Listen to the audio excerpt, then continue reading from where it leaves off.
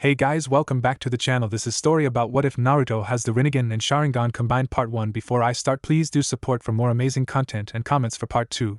Do consider to subscribe my channel and share my video to your friends and check out the description as well. Let's start the video. It was a seemingly regular night in Konohagakure, ninjas patrolling, people drinking in bars and people having fun. In the forest, a 6-year-old boy can be seen running from a crowd, and the crowd were shinobi and civilians alike. God damn it, not again, thought our blonde protagonist as he ran from a crowd. Why can't you guys see that I'm not Kyuubi, yelled Naruto as he panted slightly, in hopes to ease the crowd. Quiet, one shinobi spoke, gritting his teeth. Why can't you see all the people you've killed 6 years ago in that attack? Naruto may he a lot of things, but stupid was not one of them. He wasn't an idiot, even a blind person can see it. People calling him a demon, the glares, the segregation, the time he spent reading the books he stole from the library on his idol Yondaime Hokage and all the other books. He simply put 2 and 2 together and got his answer. He had the Jinchuriki of the Kyuubi no Kitsune. He didn't know what this entailed or if he could even communicate with it. Why him though? Why would his idol seal the Kyuubi inside him? He must have had a reason. The Yondaime wasn't the kind of man that would ask another family to sacrifice their child. So he came to a conclusion that he was the Yondaime's child, that he sealed the Kyuubi inside his own child. Crazy, right? Of course it was a far-fetched theory and sounded a bit crazy, but it made sense if his logic didn't fail him. Jinchuriki are usually somewhat connected to big village figures, like the Yondaime Hokage for example. But there were still holes in his theory. Why didn't anyone see the Kyuubi coming? Everything he's seen makes it seem as if it was summoned or something. Surely Konoha Nins and scouts would have seen the gigantic 9-tailed beast, whose roars can level mountains, and tails can cause tsunamis coming, so that begs the question, where did the Kyuubi come from? Was his mother attacked during childbirth? Did the Kyuubi get extracted from her during this? He learned that there were past Kyuubi Jinchuriki, and from what he's read, during childbirth female Jinchuriki seals weaken. So he came to a conclusion. His mother was a Jinchuriki. He couldn't find any information on Kyuubi's Jinchuriki other than Mito Uzumaki, Hashirama Senju's wife. Anyways, all of this wouldn't matter if he's dead, so back to the problem at hand. He kept running until he reached the Hokage monument. Usually, this would be his safe haven. But right now it was all but that. He was cornered. Please just stop, I'm not the Kyuubi, pleaded Naruto. Stop? Stop? Did you stop? When the cries of our shinobi were heard all throughout the night as you rampaged through our village. The fourth sacrificed himself to end you, and you still have the audacity to appear before us and mock us as a child. No worries though. Tonight we end what Yondaime started, finished the shinobi as he started going through hand signs and shot a fireball at him. Naruto tried to dodge it, but his body was too weak and tried. It hurt. Everything hurt. He felt his body heat up, agonizing heat. As he fell off the monument, his mind started going blank. Is this it? Is this how I'm going to die? I never got to know my parents. I wish I tried out that new ramen flavor. I'm sorry, Nachan, and old man Tucci, I guess this is it, were his last thoughts as the floor below got closer until eventually all I saw was white. The white started to recede and was replaced with a yellow hue. He found myself in a hallway with tubes running down to a door. Is this heaven? Are those the infamous heaven's gates? Thought the young boy as he walked towards the door. When he walked in, he was met with a giant gate with a kanji for seal on it. He heard weeping, the sounds of a woman crying. Eerie, he thought as he neared the gate. As he neared, he noticed the form of a red-haired female. She had crimson eyes and a burgundy kimono. 9 reddish-orange tails were spread throughout the floor. Wait, what? Tails? Anyways, in all she was beautiful, ever prettier than that one girl he saved with those weird purple eyes. Hi, are you the angel that's here to pick me up? I thought heaven would be more white, he said. Her eyes snapped open as tears ran down her face. Naruto, thank God you're alive, she choked out. Wait, what? Alive? What do you mean? I thought I died, he said. No, silly, you're not dead. I brute forced my way through this seal and I used my chakra to try and heal you, to try and save you. But if I'm not dead, then where am I? Last I remember, I was falling to my certain death. You're in your mindscape. Mindscape? What's a mindscape? Hey, are you the Kyuubi no Kitsune? Yes, I am. So my theory is right. The Yondaime sealed the Kyuubi in me, making me your Jinchuriki. Who would have thought that the almighty Kyuubi no Kitsune was a pretty woman? He mused at himself. She smiled. She'd been watching him all throughout the years, unable to contact him. So she knew he was smarter than any typical 6-year-old. Throughout the years she kept on trying to contact him, but to no avail. After his incident, he went through enough mental distress, causing her to finally break through the seal. So if you're Kyuubi, why are you not a big bad mean scary demon fox? He asked, slightly confused. She giggled as she said, I'm not all that evil as people believe, and this is just my human form. You see, technically not even a demon fox. I'm a giant concentrated being made of chakra, so I can change my body as I like. But when Tusama made us, he gave us our form body. I was given that of a fox. But we can change our forms to be that of a human if we wish. I prefer being in this form because in this situation it would have been easier to talk to you like this. Plus I would be crammed in my fox form because, as you can see, your mindscape isn't necessarily what you would call the biggest. But if you want, I can change into my fox form, she said. No, you're perfectly fine like that. But if you really are the Kyuubi, then can you possibly answer some questions I have? Yes, what is it? She already had a general idea of what he was going to ask. Was one of my parents your previous Jinchuriki? Yes, your mother. She was my second Jinchuriki right after Mito Uzumaki. Uzumaki, that's my surname. Another question, if you know who my mother is, do you know who my father was? He asked in a hopeful tone. Yes, your father is, as you theorized, Minato Namikaze, the Yondaime Hokage. He smiled. I was right. Why did he seal you into me though? Did they love me? Yes, they were ecstatic when they found out they were going to be parents. They had everything planned out, and your father was very protective of your mother, not wanting anything to happen to her, and you, she said softly, smiling a bit at the end. Now, Naruto was not one to cry, but again he was a 6-year-old child. Sure, he was smart, what people would consider a genius at his age, but he was a child nonetheless. He was an orphan, no parents, no friends, no family or close nor distant relatives. There wasn't a day that went by where people wouldn't glare at him or call him names or whisper about him. He was alone, for the most part. The only people he had to call family were Gigi and the Ichiraka family, but to hear that his blood parents loved him proved to be too much, and tears began to spill out of happiness. As he wiped his tears, he said, if you say you're not evil, then why did you attack Konoha? At this, she scowled as if she remembered an unpleasant memory. Everything was going well during your birth until he showed up. He? Who? Yeah, the masked man. Masked man? Yes, during the night of your birth a masked man attacked and extracted me out of your mother. After that he used those blasted eyes of the Uchiha and controlled me into attacking the village. Everything went blank after that. Her face turned into a frown. After your father removed me from the masked man's control, I was confused and didn't know what was going on. My mind wasn't in the right place. When I saw the sealing ritual on instinct, I attacked you, not wanting to. He sealed again. Her voice slightly faltered and she took a deep breath. When I did, your parents jumped in front of my attack to stop me. She paused and balled up her fists. I was the one who killed your parents, she finished as tears began to roll down. He looked at her, betrayal evident on his face. Tears ran down his face. He was looking at his parents' killer.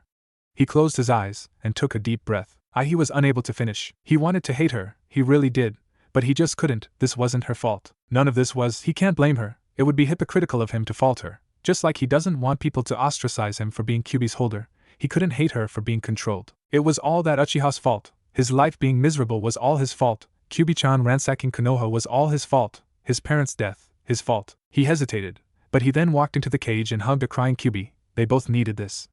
Naruto had never felt anyone's hug. It was comforting. He felt her hug back. He felt himself break down. It was too many emotions for him to handle. He didn't know how to respond to them. The fact that there was someone who would even replicate a hug, it made him feel warm inside. I wonder if this is how it feels to have people that care about you. None of this is your fault. It's all the masked man's fault, he said to her, breaking the silence. She looked at him with wide eyes. Then he smiled. Don't worry, Kyuubi-sama. I promise I'll find this masked man and make him pay, not just for killing my parents, but for controlling you against your will.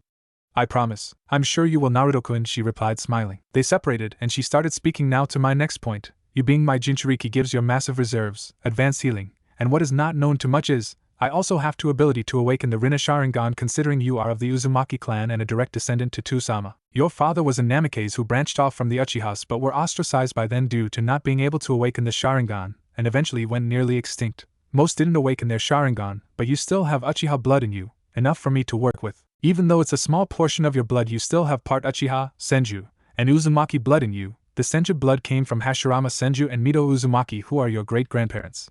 You have blood from both of Tusama's children, making you eligible for the Rinnegan Sharingan. Wait, the Rikudo Sennin was your father? He remembers reading about him in a book. Yes, I was originally part of a mindless beast of destruction and chaos, the Jubi. But Tusama defeated it, then became its first Jinchuriki. Towards his death he knew the Jubi will eventually reform and rampage again, so he split it into 9-tailed beasts, in order to bring peace and keep a power balance. She finished. His eyes widened in realization. So essentially, while everyone saw you tailed beasts, as mindless demons of chaos, you're all in reality heroes in a sense. Without you guys, this world as we know it would not exist, and the Jubi would run rampant. She smiled slightly at how smart this child was. It was shocking that a 6-year-old would be this smart and knowledgeable. Tusama, this is the boy. I'm sure this is the boy that will bring upon peace to this world. Yes, while I wouldn't call myself a hero, it's not too far off. Now about the Rinnegan Sharingan, tell me, Naruto-kun, what do you know of the Sharingan? From what I've read, the Sharingan is the powerful dojutsu Kekkai Genkai of the Uchiha clan. It can predict movement and copy techniques. Very well, now what do you know of the Rinnegan? Not much is known of it other than the Rikudo Sennin was the original wielder, and it is said that it's the strongest out of the 3 dojutsu. Very good, now the Rinnegan Sharingan is a combination of the two, with the added abilities of the Eternal Mangekyo Sharingan, which is the next stage of the Mangekyo Sharingan. The abilities of the Mangekyo are powerful, but it comes with a severe drawback. It slowly leads to loss of sight. This issue is solved with the Eternal Mangekyo Sharingan. It stops your blindness. The Mangekyo Sharingan's abilities consist of the Susanoo, Tsukuyomi, Amaterasu, Kamiri, Koto Amatsukami, and Izanagi. With the Susanoo you can create a humanoid avatar that works as a shield and is made out of your chakra and fights for you on your command. With the Tsukuyumi you can cast a powerful genjutsu, said to be the strongest and can only be dispelled by the Rinnegan. With Amaterasu you can create the strongest flames that burn through everything as long as you can focus on your target. With Kamui you can travel to the Kamui pocket dimension. You can move objects in and out of it at will, and it's said to be superior to the Yondame's Hyrushin since you don't need seals. Koto Amatsukami is a subtle but powerful genjutsu that allow you to modify and change people's memories and replace them with false ones. However, this ability can be used once every year, but as your eyes grow stronger you can shorten this to once a day or two. With Izanagi you can cast an illusion over reality, allowing you to decide what is and isn't while it's active, neglecting any injuries, even fatal ones, even after death. Although it has its limitations, it is mostly used as defense or avoiding lethal wounds, but I recommend not using the last one since it can cause tremendous strain to your eyes, leaving them unusable for a few days. The Sharingan also gives you the abilities of the Rinnegan. Information on the Rinnegan is scarce due to the rarity of users, but due to Tusama being the original wielder I know of its abilities. The Rinnegan has the abilities of the Byakugan minus the 359-degree vision. It gives you the ability to use all 5 elements. You can see chakra and its flow. It can also see the Tenketsu of the 8 gates. You can also create black receivers that can transmit chakra.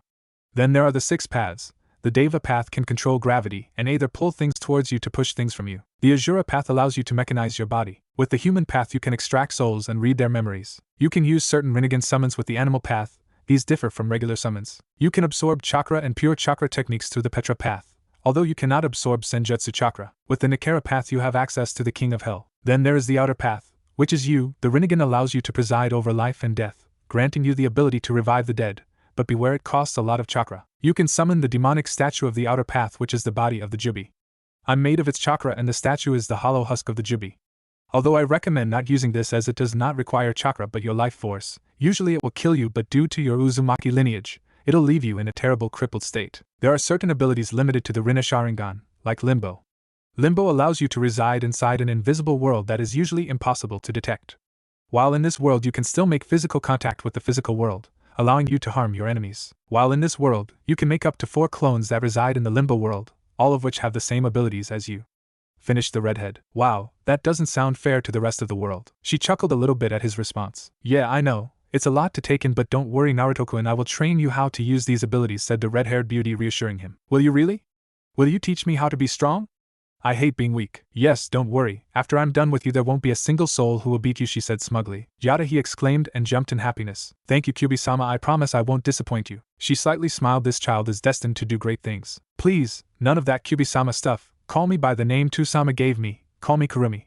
But it's time you should be waking up, Naruto-kun. I'll be giving you tips on how to use your abilities while in your mindscape. Since you've already made initial contact with me, I'll be able to talk to you while you're not in your mindscape. So when you respond, talk in your head, I'll be able to hear. Now wake up, Naruto-kun. I sense people near you. Okay. I'll see you later, Kurumi-chan. As Naruto's consciousness started returning to him, and he regained my senses, he began to hear talking. Sounded like Old Man Hokage and 3 other voices. 2 male, 1 female. No, Danzo. I'm not letting the boy become one of your mindless puppets, said the only voice he recognized, which was the voice of the 3rd Hokage. Then what do you suggest we do with the boy Hiruzen, said the other male voice. When he becomes of age I will enroll him in the academy. Why will you let the demon brat join the academy? Don't tell me you really plan on letting the brat become a shinobi, said the female voice. Let me remind you, Koharu, he is not a demon, he simply holds the demon, replied Hiruzen. Naruto started shuffling. You're dismissed, he's waking up. When he heard footsteps, then the door opened then closed, he took this as a cue to start shuffling some more and his eyes fluttered open. Ow, even opening his eyes hurt. Gigi, is it true you're going to enroll me in the academy? Asked the blonde boy. Yes, once you reach age 10 I'll enroll you in the academy. I smiled slightly. I will be making my ascent to become a shinobi. Gigi, can I leave this place and have that new ramen flavor? The old man chuckled. Yes, boy, but not right now, you need to rest. I estimate you'll be out in 2 months, but you should be able to eat in about a week. Time skipped to 8 days later. These past 8 days he's been spending his time in his mindscape. While his body rested, he changed the appearance of his mindscape to make it more hospitable for Kurumi-chan. It changed from a sewer to a plain with a few trees. Here and there basically just looked like a regular outdoor plain. Although his injuries, realistically it was supposed to take more than 2 months for his body to heal, but thanks to Kurumi-chan his body healed at a ridiculous pace. 3rd-degree burns, fractured ribs, and broken arm and leg are not injuries that healed in 8 days. The nurses and doctors were shocked to say the least, but it just added to their rage. The demon can regenerate at a rapid pace. He was free to go, so he headed to his apartment to let Kurumi-chan begin the process. After consulting Kurumi-chan with it, and talking about it during these past 8 days, he decided against telling the Hokage about the whole Kyuubi situation and the Rinnegan Sharingan he was going to get. Not that he didn't trust him, but still. As he made his way to his apartment, a thought reached his mind. Hey, Kurumi-chan, is it going to hurt? Although he couldn't see it, he could have sworn she just smirked evilly. I hate to say it, Naruto-kun, but yes, it will feel like your eyes are being stabbed. Repeating. After that it'll feel like someone casted an Amaterasu on your eyes, but don't worry, Naruto-kun, the pain will only last for an hour. While your eyes may feel sore for a few days after the process is over, it'll definitely be worth it, the red-haired female said. Now he was nervous. That definitely did not sound pleasant, but he did have to agree with her. The benefits definitely outweighed the bad. He laid down on his mattress in his apartment and entered his mindscape. Inside was Kurumi-chan. Her appearance was same as before except for a necklace she wore with the kanji for seal. I would recommend creating a table so I can strap you in. I know this will be painful and I can't have you flailing around. It will mess up the process. I reluctantly created one and laid on it as she strapped me on. I closed my eyes and I felt her soft hands over my eyes. It was quite pleasant. I'm sorry, Naruto-kun. The pleasant feel of her hands was the last pleasant thing I felt before the pain took over. Time skipped to 2 weeks. She said it would feel like someone was stabbing my eyes repeatedly?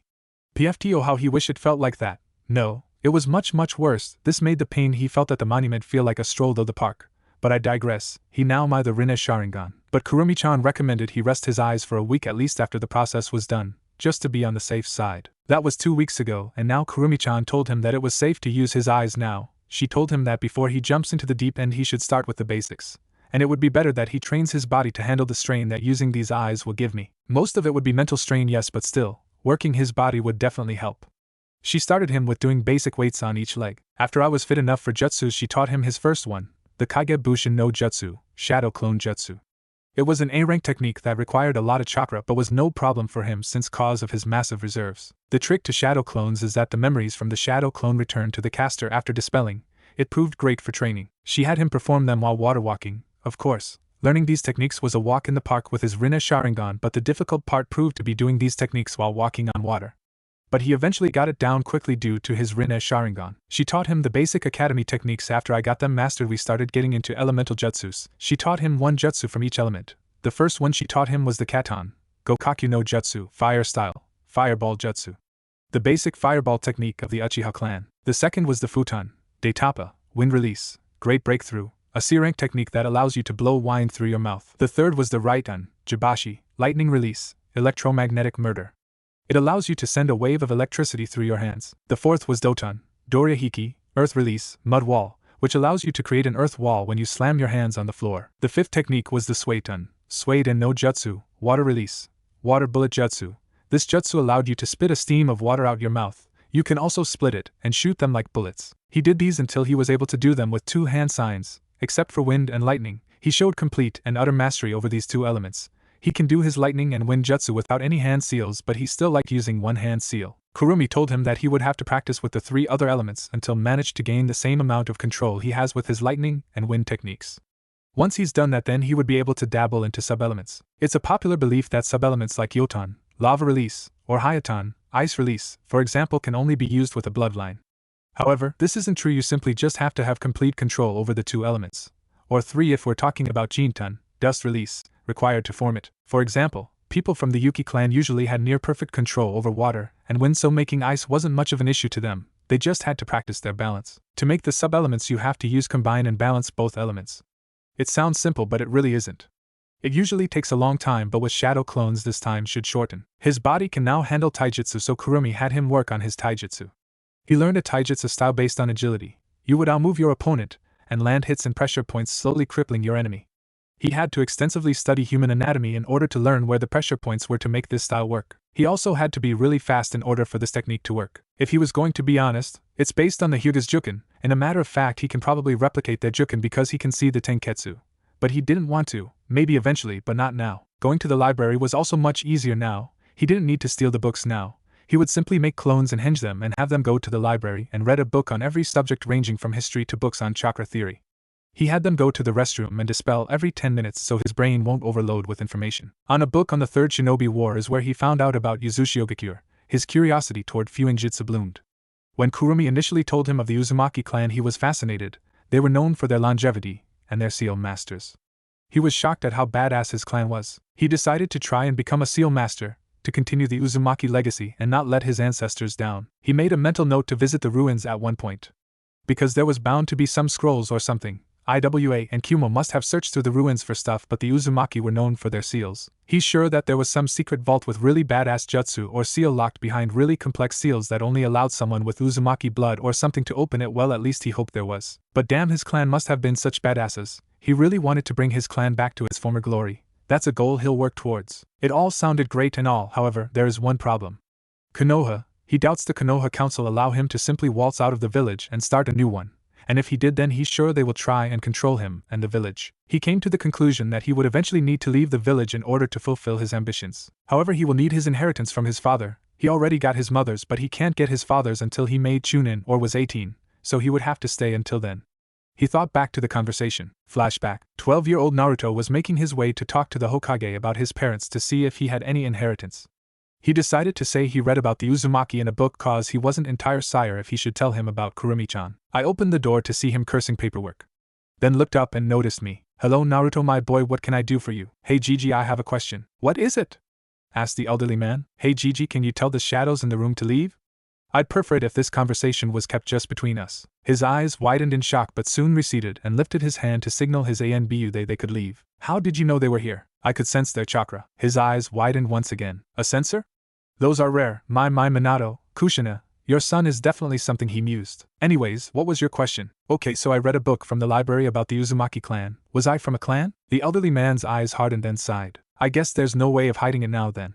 Yes, you are the last of the Uzumaki clan. They, along with Yuzushiogaku, which is where the majority of them lived, fell in a joint invasion by Kumo and Iwa, due to fear of the Uzumaki growing stronger.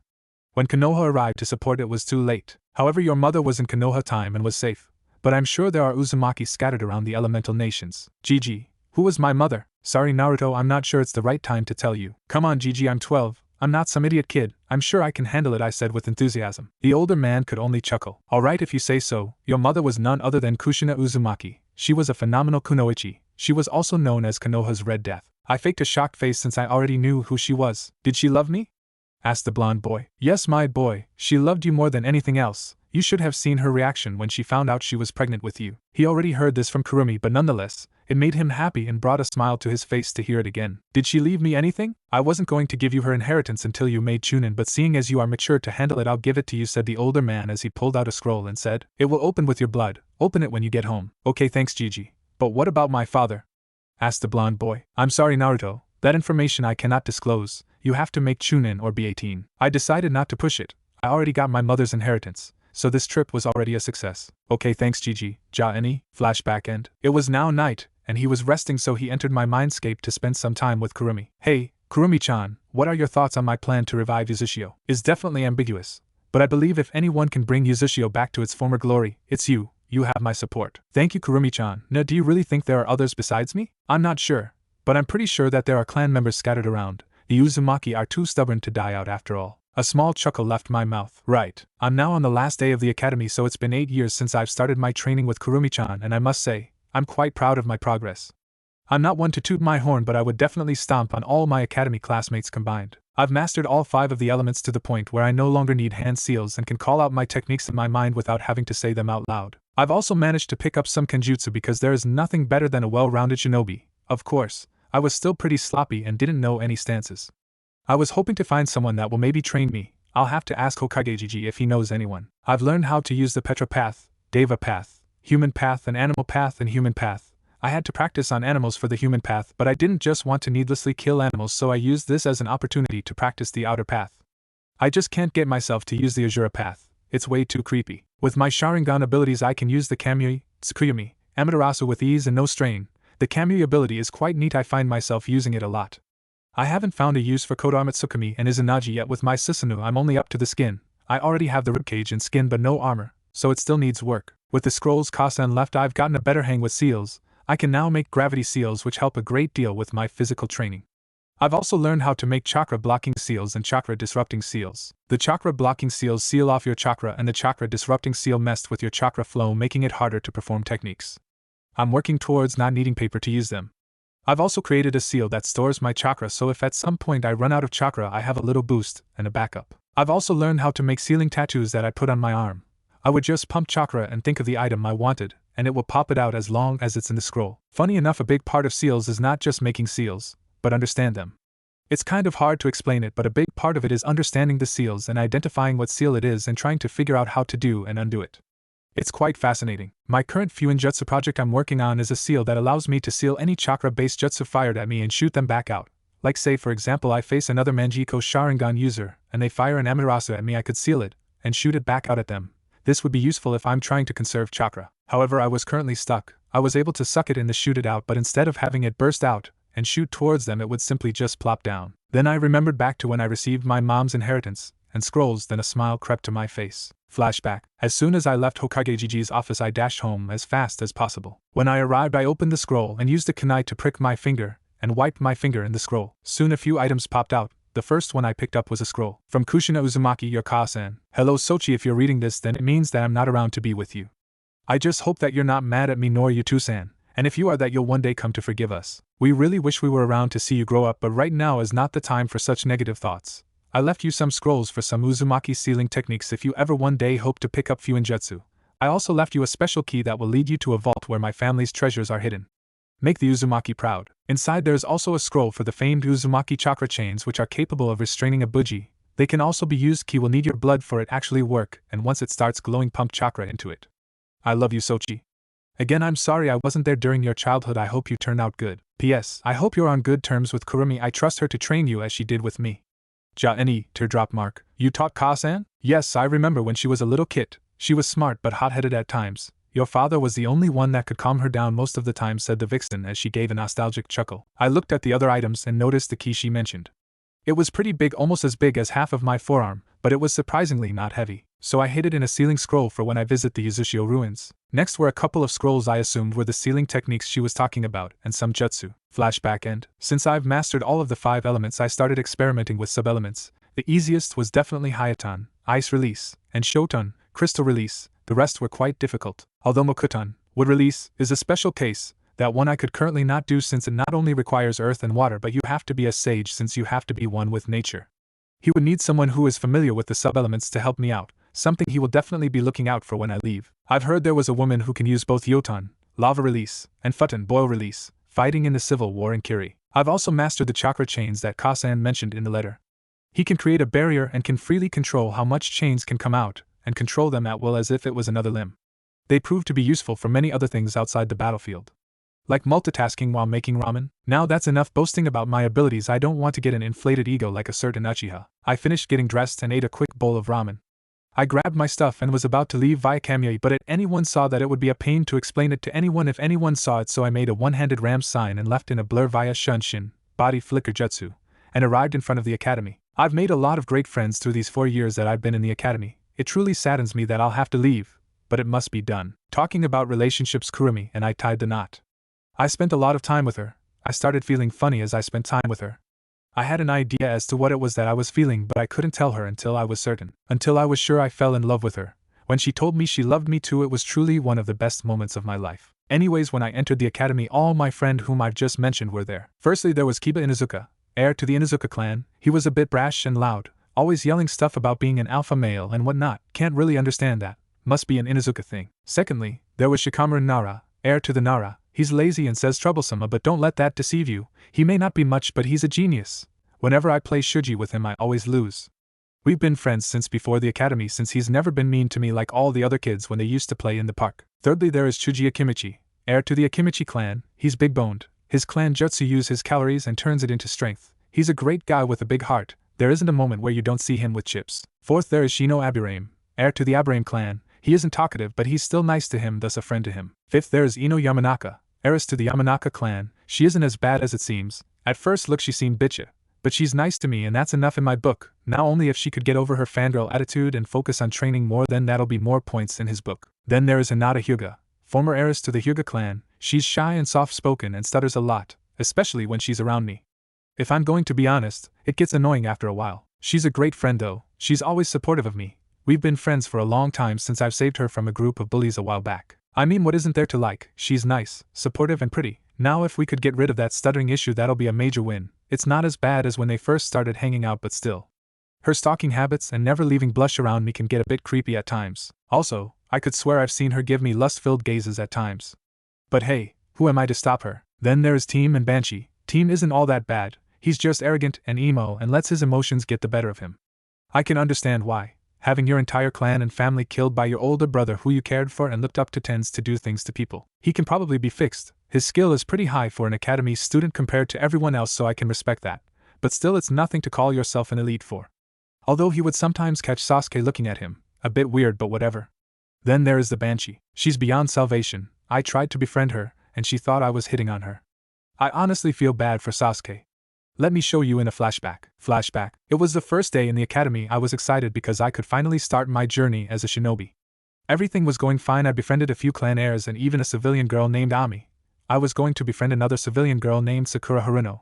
I recognized that last name from the civilian council. Maybe if I got to befriend her, her mother won't be a total, for a lack of better word, bitch to me. However, that was a mistake that made my ears suffer. Hi, my name is Naruto Uzumaki. Nice to meet you, I said with my hand out, hoping to make another friend. Shut up, Naruto Baka, stop trying to flirt with me. My heart is only for Sasuke Kyu, yelled a certain pink-haired Banshee. I winced at her tone. What the fuck is wrong with her? I decided to not push it anymore and just walked away in hopes of never experiencing that again. Flashback end. I slightly winced at the memory as I made my way up towards a seat next to a certain lavender-eyed girl while greeting my friends. Hey Hina-chan, are you ready? I asked as I sat down next to her, but chuckled a bit at her full-blown blush at her nickname. I hope I am Naruto-kun, she said, saying his name barely over a whisper as her blush darkened. What was that, Hina-chan? I didn't quite catch that last part, one said teasingly. She may be my friend, but you can't resist not teasing her. Her blush was now a full-face blush. Stop teasing me, Naruto-kun. I'm just not used to this yet, she said, looking down slightly. I smiled. It's okay, Hina-chan. I didn't mean to tease you. We can stop with the nicknames if it makes you uncomfortable. And oh, don't, she said a little bit louder than she expected as her face started steaming in embarrassment as everyone turned at her to see what all the fuss was about, so she crossed her arms on the table and hid in them to hide her embarrassment. So of course, I took this as an opportunity to tease her some more. I'm starting to wonder if I'm a sadist. I brought my mouth near her ear and whispered suggestively, Hinaheim, I never knew you felt so strongly about that. I could have sworn that when she shuddered she moaned a bit. But Irika came to her rescue. Alright brats, quiet down, yelled a certain scarred Chunin before continuing. Today we will see if these 4 years did anything towards your goal to become shinobi or kunoichi, or if you just wasted your time. We're starting off with a written exam, he finished as everyone except a certain blonde groaned. As they passed out tests, I noticed one had a genjutsu over it. He knew it must have come from the Chunin named Mitsuki. His negative emotion sensor always went off when he was around him. He must be one of those fools who see him as the QB. So I simply make a discreet hand sign and dispelled it. Hey Kuru-chan, get a load of this, I said in my mind. A little while after I made contact with her, she requested to share my senses. She'll see what I see, hear what I hear, taste what I taste, and feel what I feel. I of course allowed that, since what did I have to lose? It probably gets boring in here. Are those really the questions that you need to become a shinobi? That's kind of depressing. Yeah, I don't see how anyone could possibly fail this. The blonde mused. So are you going to go through with your plan? Yeah, I'll just have to get a passing grade. I read somewhere that every year there is a squad that has the Rookie of the Year and Dead Last of the Year, with the best and most promising Kunoichi of the Year in the same squad, in hopes that the 2 top rookies will be a motivational factor for them to improve. So he decided to use this as an advantage to get the best squad for a better chance at passing the Chunin exams. If he is correct, then Hinata will probably get the Kunoichi of the Year and Sasuke will get Rookie of the Year.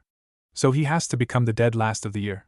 So he decided to get the bare minimum to pass in hopes of becoming the dead last. Era Naruto-kun, who would have thought about that? Such a genius. I may have to reward you if this works, she said suggestively with a giggle. I smiled. A blush crept on my face. Oh really, Ku-chan? What did you have in mind? I certainly have many things that I could reward you with, I said suggestively. Then I sensed her blushing.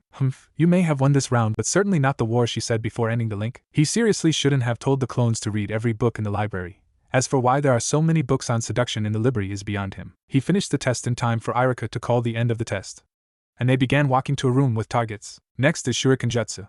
Each person gets 20 kunai. If you hit the target, it's worth 10 points. However, after you've used up 10, the target starts to move, and if you hit it, you get 20 points, making it a total of 300 points. You have to hit the target at least 10 times to pass. I'm just going to do the points for the characters that actually matter. Chuji, 180 points. Shino, 200 points. Shikamaru, 150 points. Hinata, 220 points. Sakura, 180 points. Sasuke, 240 points. Naruto, 150 points. Ino, 160 points. When everyone finished, the scores were shown. Sasuke smiled arrogantly as a certain Banshee was screeching about not getting the best score and her precious Sasuke-kun being the best. I just rolled my eyes. After all of that, we made our way to a ring. Next is Taijutsu. Winner gets announced when they either get thrown out the ring or your opponent forfeits. No jutsu is allowed. When I call your names, come to the ring. Match 1, Chuji Akamichi vs Shino Abrame. Both contestants made their way to the middle of the ring. Hajime. Both shifted into their taijutsu stances as Chuji ran rather foolishly towards the bug boy. They began to exchange hits, but Shino was obviously getting overpowered. Chuji threw a punch but dodged it, but didn't see the other fist coming his way before it made contact with his face, sending him back slightly before getting kicked off the ring. Winner, Chuji, said Irika before continuing. Match 2, Shikamaru Nara vs Random Civilian. A certain Nara whispered troublesome before lazily walking towards the ring. Hajime. They both got into the academy taijutsu style. The civilian's stance was rather sloppy, then rushed the Nara before stumbling at the foot Shikamaru put out before pushing him off the ring. Winner, Shikamaru. Match 3, Hinata Hyuga vs Sakura Haruno. Both made their way, so Naruto decided to encourage his good friend. Good luck, Hina-chan, said the blonde. Thank you, Naruto-kun. I have to win this for Naruto-kun. And because the Banshee keeps insulting my Naruto-kun, she blushed at the concept of Naruto being hers but shook it off. Both girls made their way to the ring. I have Tio win this. Tio prove to Sasuke and I'm strong, and then he'll date me, screeched Sakura, while Hinata just stayed quiet and get into her clan's taijutsu stance. Then Sakura got into her sloppy academy stance. Hajime. Sakura immediately rushed before getting tripped and tumbled to the floor. Naruto couldn't help but snort, which didn't go unnoticed by a pink-haired Banshee. Sakura was fuming. The blonde idiot laughed at her. And this bitch. This weird-eyed bitch is embarrassing her in front of her Sasuke-kun. She tried standing up, rage evident in her face, but as she finally stood up, Hinata rushed at impressive genin speeds and hit 2 pressure points on each leg, making her unable to move. Irika, this match ended. She'll be unable to move her legs for the next 2 minutes, so it's useless continuing, said the Hyuga, shocking everyone due to the fact that she didn't stutter. Irika just nodded. Winner, Hinata Hyuga. Naruto just smiled. Was she finally getting over her stutter? Good job, Hina-chan, I'm proud of you, said Naruto. Hinata just turned red before replying. Thank you, Naruto-kun. Yeah, never mind, the stutter is still there. Naruto-kun, you're going to make me jealous with all that flirting, said Kurumi in a mock-hurt voice. Oh really, Kuru-chan? I thought you were okay with having concubines.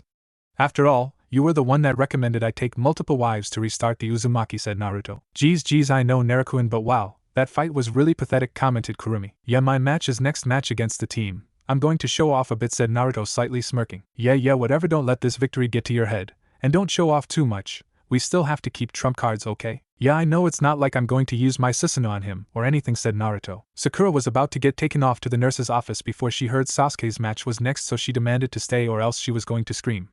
So the medics obliged, not wanting to hear the infamous Haruno screech. Match 4, Naruto Uzumaki vs Sasuke Uchiha. Sasuke-kun wiped the floor with him. Shut up, forehead, and sit down so they can start their match, said a certain platinum blonde. It's Naruto-kun's match, thought Hinata. Gee, good luck, Naruto-kun, Hinata said rather quietly since her voice was being muffled out by fangirl screeching.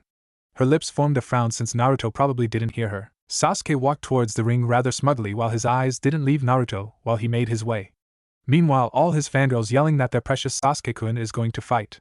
Naruto just walked in with an impassive face before turning to Hinata with a smile. Thank you, Hina-chan, I replied. Her frown quickly turned into a smile as a blush crept onto her face. He heard me, thought Hinata happily. Hajime. Both stood still for a few seconds, analyzing each other for a while before Sasuke rushed Naruto at high genin speeds before throwing a fist at the blonde, who simply just stood still and blocked him fist with his right arm. As soon as he stopped it, Sasuke sent a kick, but Naruto stopped it with his other hand before Sasuke jumped back. Damn, why did this idiot stop my attacks? It felt as if I was kicking a rock. He didn't budge at all, thought the raven-haired Uchiha angrily. Sasuke let emotions take control of him and angrily rushed Naruto with his fist cocked back. Naruto simply shook his head before grabbing his fist and flipping him around before striking him on the chest, pushing him out the ring in one swift motion. Everyone, including Irika, simply looked at the blonde with eyes as wide as saucers, while Naruto just looked at them before hiving a foxy smile. Maybe I overdid it? Naruto thought. Irika left his shocked state and announced the winner. Winner Naruto Uzumaki. Sasuke was fuming.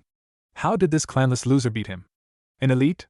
The Uchiha are the best of the best, so how did he let this doe beat him, he thought angrily. He turned to look at the blonde that had his back faced towards him. Why is it always him? What's so special about him? He ran through hand signs and called out his clan's signature jutsu. Katan, Gokaku no Jutsu, Fire Style, Fireball Jutsu, yelled out Sasuke. As if it was in slow motion, everyone could see the fireball make its way towards the blonde. Hinata's heart dropped as she was about to yell out something. At the same time, Irika was about to stop it before the blonde did something Irika thought he would never see. Naruto didn't even look back when he put up the single ram hand sign, and from out of thin air a water dragon formed and crashed into Sasuke's technique, creating a smokescreen. When the smoke cleared out, they noticed Naruto was no longer where he was standing but behind the Sasuke. My Sasuke-chan.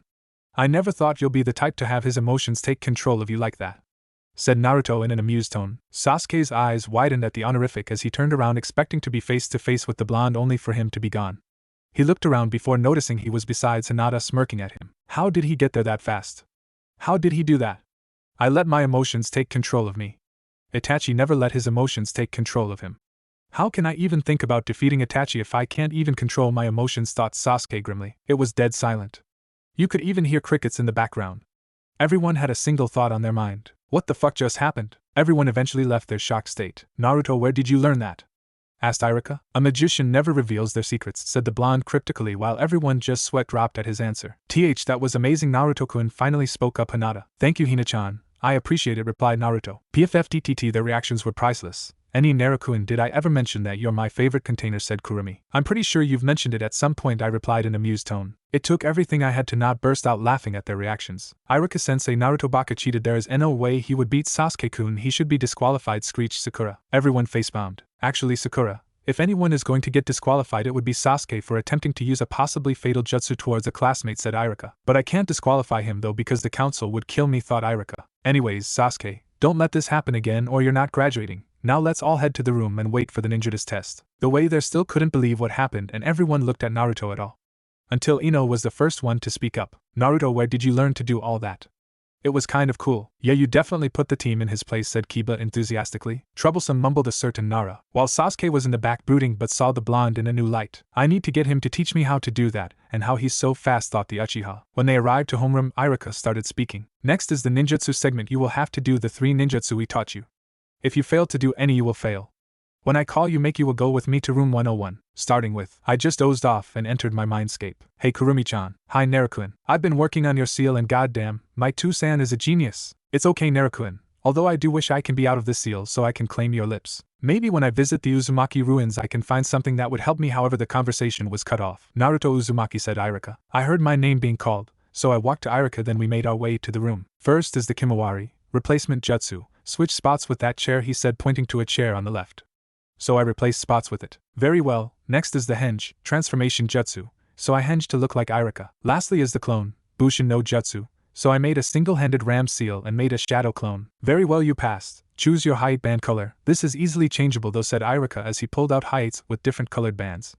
So I chose a black-colored one. Thank you Iruka-sensei, I said as I tied to my forehead as I made my way out of the room. A while later Iruka came back after everyone was done. Congratulations to those of you who passed the test. Today paves your journey as shinobi. Tomorrow you will come here to know who your genin squads will be and to meet your jonin senseis, he said as he left, followed by everyone. Nighttime. I was currently finishing training when in the distance I noticed someone passing by. It was for a second but I managed to recognize who it was. It was my friend Ami. The last time I saw her I was comforting her because she was crying due to not passing the exam. But then I noticed a giant scroll on her back, so I decided to follow her. I arrived to the clearing she was at, and she was looking at the scroll. I noticed it was the scroll of sealing. I decided to show up behind her without her noticing and ran my eyes through it, so copied the techniques. Thank God for the Sharingan's photographic memory. After I finished I decided to make my presence known. Hey Ami-chan, I hope you know stealing the scroll of sealing can put you into prison. She jumped up in shock. You scared me, Naruto-kun. Guess what, I'm gonna pass, she said happily. Mizuki-sensei said that if I learn a jutsu from here I'll be able to pass. Mizuki-sensei? What does he? But my thoughts were cut off by the sound of air being cut. On instinct I grabbed Ami and the scroll jumped away. I turned to look at the spot where they came from and Mizuki was standing there. I see what's going on. Mizuki-sensei, I got the scroll, said Ami. Okay good, now give it to me, said Mizuki. No Ami, don't, I said as I put out my arm to stop her. What, why? Said Ami before being cut off by Mizuki. You, he said as he looked at me with venom laced in his voice before an evil smile crept onto his face. Say Naruto, do you know who everyone hates you? Because you're the Kyuubi, the demon who killed countless people. You are the demon, he said with a smirk. I could have sworn I heard Kurumi snort in my head. I just looked at Mizuki with a blank stare before I went into a mock thinking pose. A demon you say? That sounds pretty cool. I mean Kyuubi is the strongest of the tailed beasts, so it must mean I'm strong, right? I mused. Mizuki just looked at me with shocked eyes before they turned into angry hate-filled eyes. Yes, a demon, and I will be the one to kill the demon, he said before throwing a couple of shurikens, so I grabbed Ami and the scroll and took her to another secluded place. Stay here and take care of the scroll, he tricked you. I'll take care of him, I said seriously. When I saw her nod nervously I left in a blur. When I arrived to where Mizuki was I was met with Mizuki rushing me with his fist cocked back. I sidestepped his fist and grabbed it and spin him and threw him to a tree. I then called out my technique, Bansho Tenin Universal Pull. Mizuki found himself being pulled by Naruto by an unstoppable force before he was met with a punch to the face with a strength no genin should have. He flew to another tree and was knocked out cold. He heard Iruka coming, and when he arrived I told him what happened and where Ami was. We then tied up Mizuki and took him with us. We went to where Ami was and explained what happened. Iruka told me we would go to the Hokage to make sure Ami wouldn't be punished and explain the situation since I was the one with Ami. When I arrived at the Hokage Tower house via Shunshin, I walked in and kicked the door open to the shock of Ami and Iruka. Hello Gigi. So basically I was training in the forest when I saw Ami running with a giant scroll. I decided to follow her to see what happened, but when I arrived I noticed that it was the scroll of sealing. She then told me that Mizuki told her that if she got the scroll she'll be able to pass the academy test she failed. Mizuki then came and attacked us, proving that he tricked her, so I confronted him and stopped him. Then Iruka came. And now we're here. The Hokage was shocked that Naruto managed to take out a Chunin fresh out of the academy. Very well done my boy. For doing such a great job, this will go on your record as a B-ranked mission. You're free to go. I nodded and left via Shunshin. When I got home I laid down and entered my mindscape as my body rested. Tomorrow would be a new day. I'll meet my Jonin sensei and my Genin squad. Naruto awoke to the blazing sun in his face, screaming, "Wake up." So today you'll see if your plan works, said Kurumi in his head. Yeah, if it doesn't I just embarrassed myself these past 4 years getting the minimum passing score on my tests, replied Naruto. He left his bed and started changing into his new appearance. Since he was starting his shinobi career, he decided to change his appearance to be more fitting for a shinobi. He went with mostly dark colors since it's more fitting for a shinobi. He of course would have preferred to wear orange, but orange isn't very shinobi-like, and plus if he put too much orange Kurumi would probably kill him. He wore black A&BU pants with tape wrapped around his right thigh with standard black shinobi sandals. He had a custom-made dark gray shuriken and kunai holster. Inside has a seal for the pocket dimension where he has hundreds upon hundreds of kunai and shuriken. He wore a dark gray vest, think Kakashi's vest while he was Hokage, with the Uzumaki swirl on the back.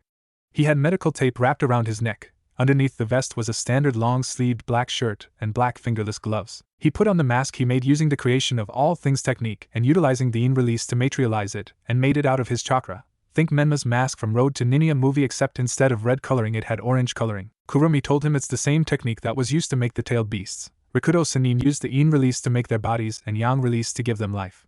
Man, if Rikudo Sanin used this technique to make the Biju in his deathbed, he must have been terrifying. He finished up his daily ramen breakfast and activated the gravity seals he had on my legs at level 10, equivalent to 350 pounds on each leg. He left in a lightning shunshin and arrived to the academy doors. When he went inside everyone looked at him strangely. He then realized he still had his mask on, so he took it off and put it in a seal on his arm. He just ignored the blushing faces and made his way to his seat next to Hinata. She turned to look at him with a lustful daze in her eyes. Must resist jumping and claiming him, thought Hinata. You look great Naruto-kun, she said with a blush. Thank you Hina-chan, Naruto replied with a smile. What's with the new look, Naruto, said Kiba with a whistle as he started walking up to him. Yeah, you actually look really good, said Ino with a small blush. Well, I'm an official shinobi now, so I thought, might as well look like one, right?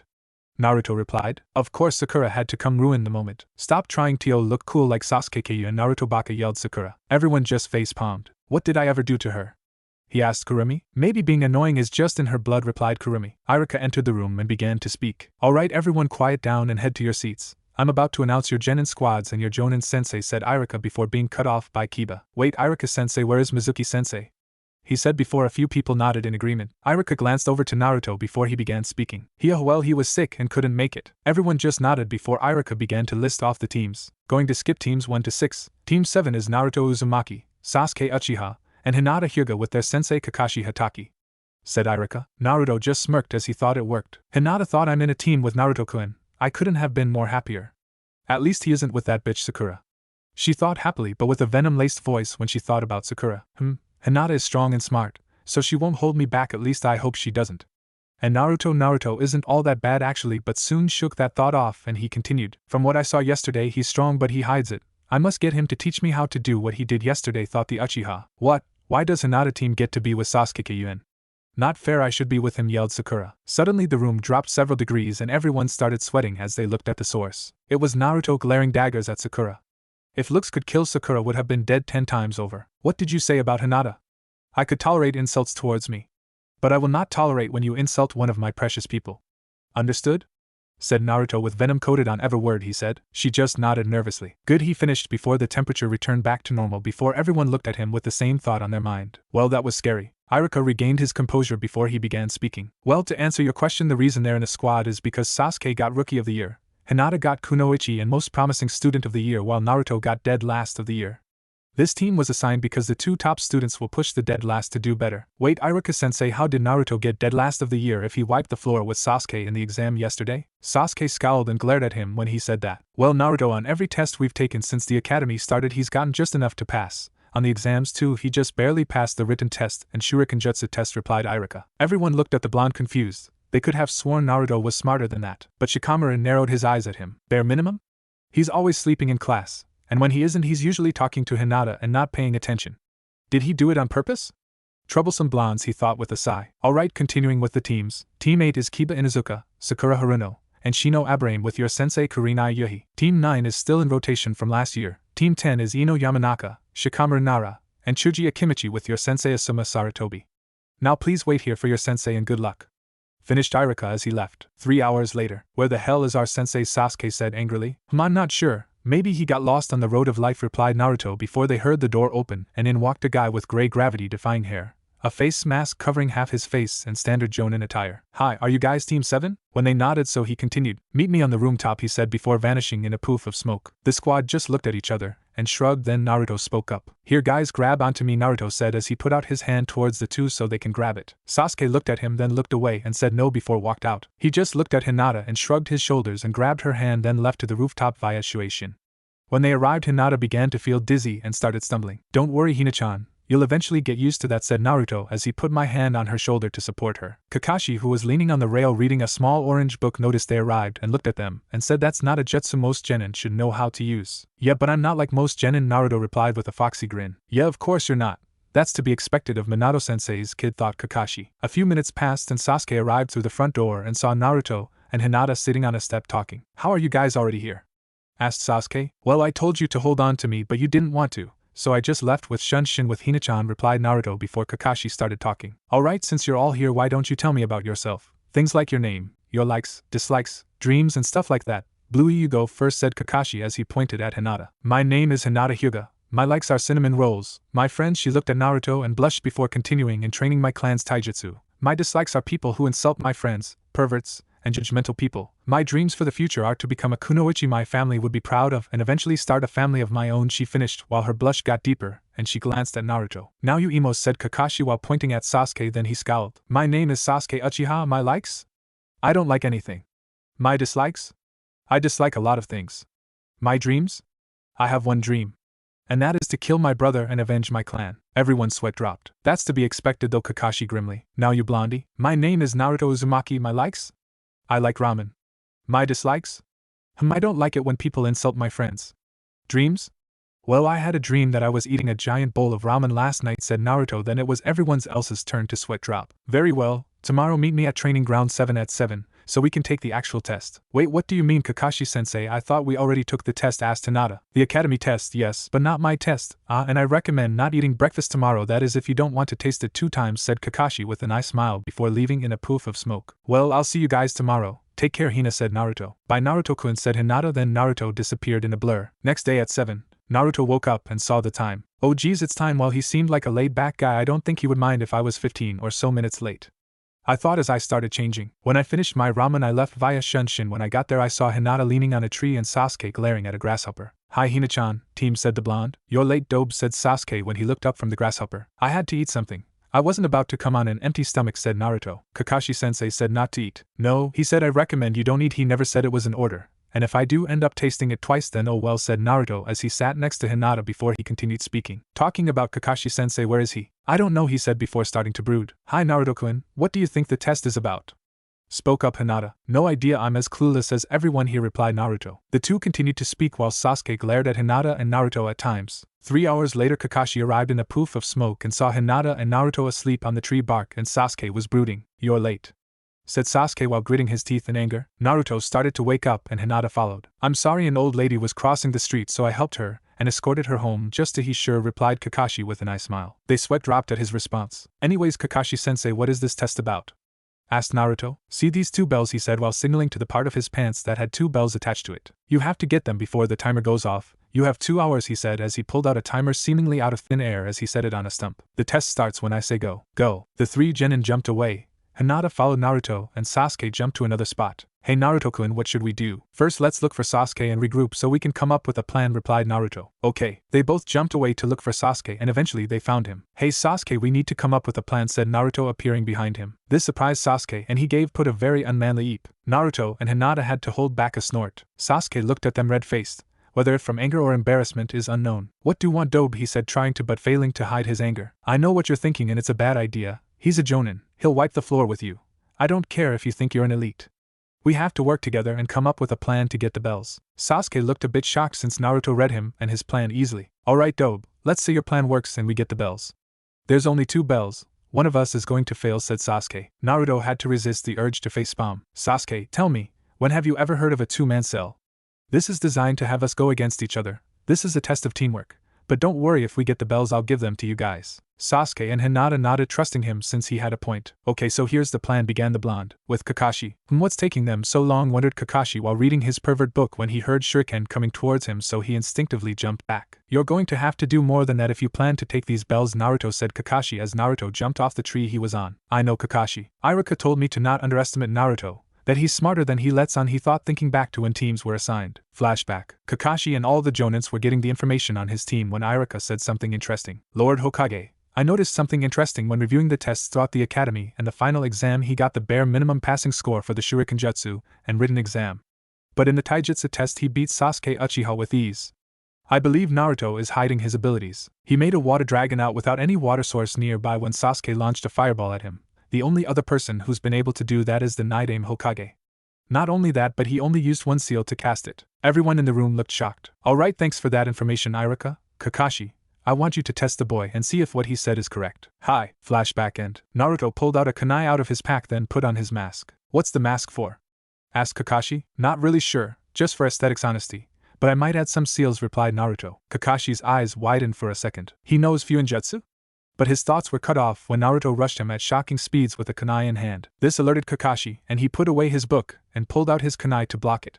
When the kunais crashed, Kakashi was surprised at his strength. He jumped back and thought, Iruka is right. I can't underestimate him. I was hoping I wouldn't have to use this. Kakashi pulled up his headband, revealing his Sharingan. Naruto smirked. So you're finally getting serious, Sharingan no Kakashi. Meanwhile, Sasuke in a tree nearby saw this and nearly fall off. What? How does he might have clans Kekkei Genkai? Thought angrily. Naruto made a single-handed ram sign. Suiton, Suryudan no Jutsu, water release, water dragon jutsu, thought the blonde. A water dragon materialized out of thin air and hovered. Raiton, Jibashi, lightning release, electromagnetic murder, thought Naruto as he sent a surge of lightning towards the water. The water started glowing blue and electricity was surging through the dragon. Kakashi's eyes widened at the combination. Holy crap, what the hell is that? I definitely can't get hit by that, he thought as the dragon shot at him quickly. Kakashi made a big jump back to avoid the small AoE damage it does. When he heard a volley of shuriken and kunai coming at him from 3 directions, forcing him to go the other way. A trap, damn it, he thought as he heard a voice as his eyes widened in realization. Gentle fist art. 8 trigrams 34 palms. Shit, I totally forgot about the other ones, he cursed in his mind, but it was too late. 2 palms, 4 palms, 8 palms, 16 palms, 32 palms. Kakashi fell down due to having his tenketsu closed off. Naruto jumped to where they were and took the bells. How did you do it? He said, still finding it quite hard to believe he got bested by genins. Naruto spoke it was a quite simple strategy if I'm going to be honest. Basically after we left we regrouped and planned a strategy to take you on, since it's unrealistic for a genin to take on a jonin one-on-one and get the bells. So I assumed we would have worked together. So the plan was that while you were busy with me, Sasuke set traps all throughout the area and we would push towards Hinata's direction until you were in her range so she can close off your tenketsu. And once she did that we'll take the bells. Kakashi, still being unable to cope with the fact that he lost, had a depressed aura around him, saying something about students being too smart for their own good before he regained his composure kind of. So what will you do now that you have the bells? Naruto just looked at the bells, then at his teammates, and gave one to Hinata and tossed the other to Sasuke. Kakashi looked at this scene with a smile. Very well, you all pass with flying colors, he said with an eye smile, well a pained half EY. It seems you understood the test. Yes, the goal of the test is to see if you wouldn't get over that fact that there are only 2 bells and work together to get them. Caring about only yourself in a mission can prove to be fatal. Those who break the rules are scum, but those who abandon their friends are worse than scum, said Kakashi before continuing. Naruto, I have a question. You showed tremendous skill, but you got dead last in the academy. Why were you hiding your skill? In response, Naruto just smirked before he began speaking. Well, a little birdie told me that there's a genin squad where there is the dead last, the most promising kunoichi and rookie of the year. So when I started the academy I decided to become the dead last to get a strong team. Kakashi looked at him in shock. Minato-sensei, Your child really is something else, thought the Cyclops. Sasuke and Hinata looked at the blonde in a new light. So Naruto-kun is actually really smart, thought Hinata with a small proud smile. Humph, so the dope fooled everyone including me. Not that I'll ever admit it, thought Sasuke before another thought reached his head. Wait, Kakashi-sensei, how do you have the Sharingan if you're not an Uchiha? Asked Sasuke. It was a dying gift from a friend, he said with a hint of sadness in his voice. Nobody decided to continue the topic, so Hinata changed it. Kakashi-sensei, you should be able to stand up in about 2 hours. I tried to not hit you too hard, said Hinata. It's okay, Hinata. Alright, tomorrow we're meeting here at 9 to start missions, replied Kakashi. Everyone nodded and began to walk off before Naruto spoke up. So you guys want to go get ramen? Sure, Naruto-kun, replied Hinata with a blush. Calm down, Hinata. It's not a date, not yet, at least the thought as her blush grew deeper, thinking about a date with Naruto. Sasuke just looked away. I don't want to go, but I'll go. Only because that plan wasn't all too shabby and we passed thanks to your plan. Naruto just chuckled. The trio walked off, failing to hear Kakashi asking for help. At Ichiraku Ramen. As they arrived to the booth, Naruto sat down. Hey Tsuchijiji, 8 bowls of miso ramen. An elderly man came out alongside a girl with brown hair who didn't seem much older than them. What would you guys be having? He asked as he looked at his team. Same as Naruto-kun, but only 1 bowl, said Hinata. I immediately got a wide grin and nudged Hinata and whispered. So Naruto-kun is it, she said as her smile got wider. I can't say it's a bad catch. Especially with that new wardrobe change, she continued, wiggling her eyebrows as Hinata got an atomic blush. Alright, Yamechan, stop teasing Hina-chan, you're gonna make her faint from embarrassment, said the blonde before continuing. What would you have, Sasuke? 2 miso ramen for me, he replied. Right on it, said the old man. Their food eventually came and they started eating and talking. And to the team's surprise, Sasuke was also talking and not brooding the whole time. Where the hell is Kakashi? This meeting was supposed to start 30 minutes ago, said an impatient Hokage. It's Kakashi, what were you expecting, said Asuma with a chuckle. A door flew open showing a battered, panting Kakashi. What happened with you? Asked Asuma. Kakashi just said one word that caused everyone's eyebrows to raise. Genin. Nobody was able to comment on it, then Hiruzen started talking. Alright, now that you're all here, give me the results. Team 10 passed. The new generation Ino Shikacho could use some work. Especially Ino, she still has fangirl tendencies we need to work on, said Asuma. Team 8 passed. They mostly did well, but Sakura was the weak link. She didn't do anything to help, and the entire time she was complaining about not being in a squad with Sasuke. How did someone like her pass? She is a prime example of the reasons kunoichi are often looked down upon, Kurenai said with a frown. Team 7 passed IR but was cut off. Well, that's a new one. Kakashi usually never passes a team. Yeah, I assume the Uchiha was the cause. Although he doesn't seem like much, said Kurenai. Asuma just snorted in response. I'm pretty sure the Uchiha wasn't the cause. Anyways, Kakashi, continue. I'm curious to see how Naruto-kun did. Everyone else raised an eyebrow but weren't able to comment on it because Kakashi started speaking. Well, it seems that Iruka was correct that Naruto is hiding his strength. Immediately when the test started, he gathered up the squad and figured out the point of the test. Naruto attacked me and made a water dragon out of thin air with a single seal like Iruka said he could. But the next part is the terrifying part. He added lightning to it, making it stronger. I of course had to dodge it, but he kept on attacking me, forcing me to move. I ran into some traps that forced me to move into a clearing where Hinata was waiting for me, ready to close off my Tenketsu with her Juken. It was all a plan formulated by Naruto. He would pressure me into moving in a specific direction, and to make sure I didn't stray away from the path he was making for me, he made Sasuke set up traps, and once they had me where they wanted, Hinata would finish it, said Kakashi. To say everyone was shocked was the understatement of the decade. Everyone except Asuma couldn't believe it. How? He's barely out of the academy, and graduated as dead last, asked Kurenai. Yes, but that's not all. When I asked him why he was hiding his skill, he told me because of how squads are formed. The rookie of the year, most promising kunoichi of the year, and the dead last made a squad. And when the academy started, he made sure to get the bare minimum score to pass through the years in order to get dead last to ensure he got a good squad. Everyone again was shocked. That's really genius, actually, said a random jonin. It was Asuma's turn to talk. Yeah, the kid's knowledge is nothing to scoff at. Even at 8 years old, he managed to learn how to apply wind chakra to a blade in just 2 days, and in 5 days he improved upon it. He also soaked up every wind jutsu I threw at him. The kid is a literal genius, just like his father. He finished with a chuckle as he put a cigarette in his mouth. Wait, Asuma, you knew? Asked Kakashi. Yeah, he came to me asking if I can show him wind jutsus cause he found out there aren't much in Konoha. I was shocked because he wasn't even in the academy, and he knew his affinity and nature transformation. He doesn't know one, but 2 of his nature transformations. Most academy students don't even know their affinity. That's nothing though. I think he's still hiding a great lot. Interesting kid, I must say, said Asuma. Yeah, he's a natural leader. He even got Sasuke to go eat ramen with him. If there's anyone that can get him out of that path of hatred and revenge, I'm sure it's him, spoke Kakashi, shocking everyone that the cold aloof emo went out to eat with his squad. I also believe that Naruto can bring out the best in him. Sasuke would see him as a rival and it would push him to get better, said Kakashi as everyone nodded, understanding what he was getting at. Alright, if that's it, this meeting ended. Kakashi, stay, I need to talk to you, said the Hokage. Everyone left and eventually Hiruzen started speaking. Kakashi, I need you to keep a close eye on Naruto. Tell me, what level do you think he's at? I think he's low to mid Jonin, being able to formulate a plan on the spot and holding his own against me.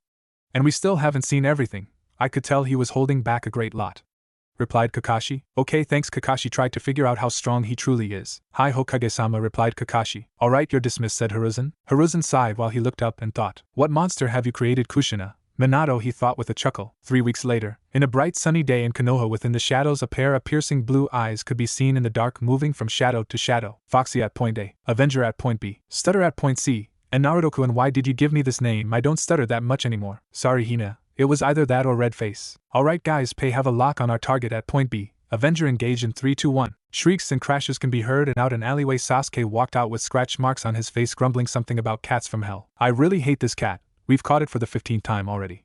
I would know cause I've been counting, said Sasuke. I never said D ranks would be fun, replied Kakashi. I'd much rather a boring C rank than this bullcrap. With C ranks you still have the possibility of running into bandits.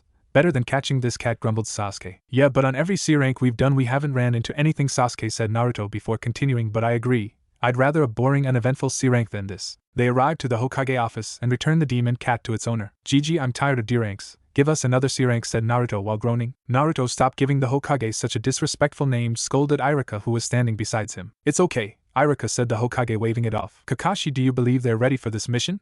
Asked Hiruzen. Hi Hokage-sama. They're definitely ready. In the 3 weeks Kakashi taught them the tree climbing and water walking chakra control exercises, but only to find out that Naruto had not only known them but mastered them.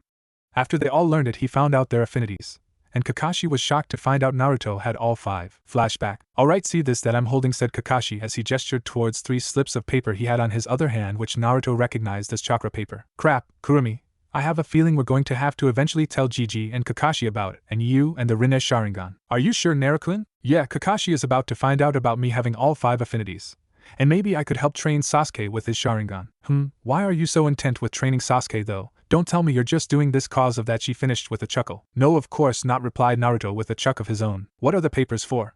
Asked Sasuke. These are chakra papers. When you pour chakra into them they'll do one of 5 things. It'll either wrinkle, get soggy, ignite into ash, split in half, or turn into dirt and crumble. If it wrinkles you have a Raiden, lightning release, affinity. If it gets soggy you have a Suiton, water release, affinity. If it splits into half you have a Futon, wind release, affinity. If it ignites and turns into ash you have a Katon, fire release, affinity. And if it turns into dirt and crumbles you have a Doton, earth release, affinity. He handed them out. Sasuke, you go first, said Kakashi. His paper wrinkled and ignited and turned ash. Very well, I have lightning affinity too, and I know some fire techniques, and I'm sure your clan vaults have some jutsu too, said Kakashi. Naruto's eyebrow quirked up this, but no one noticed. You next, Hinata. Her paper split in half and got soggy. Very well, since Naruto has a water affinity then he could also help you with your training, she blushed, imagining some training. Now your turn, Naruto. His paper formed in X-shaped lines from the corners and split into 4 pieces. One piece ignited and turned into ash. The ash started to dissolve into nothing.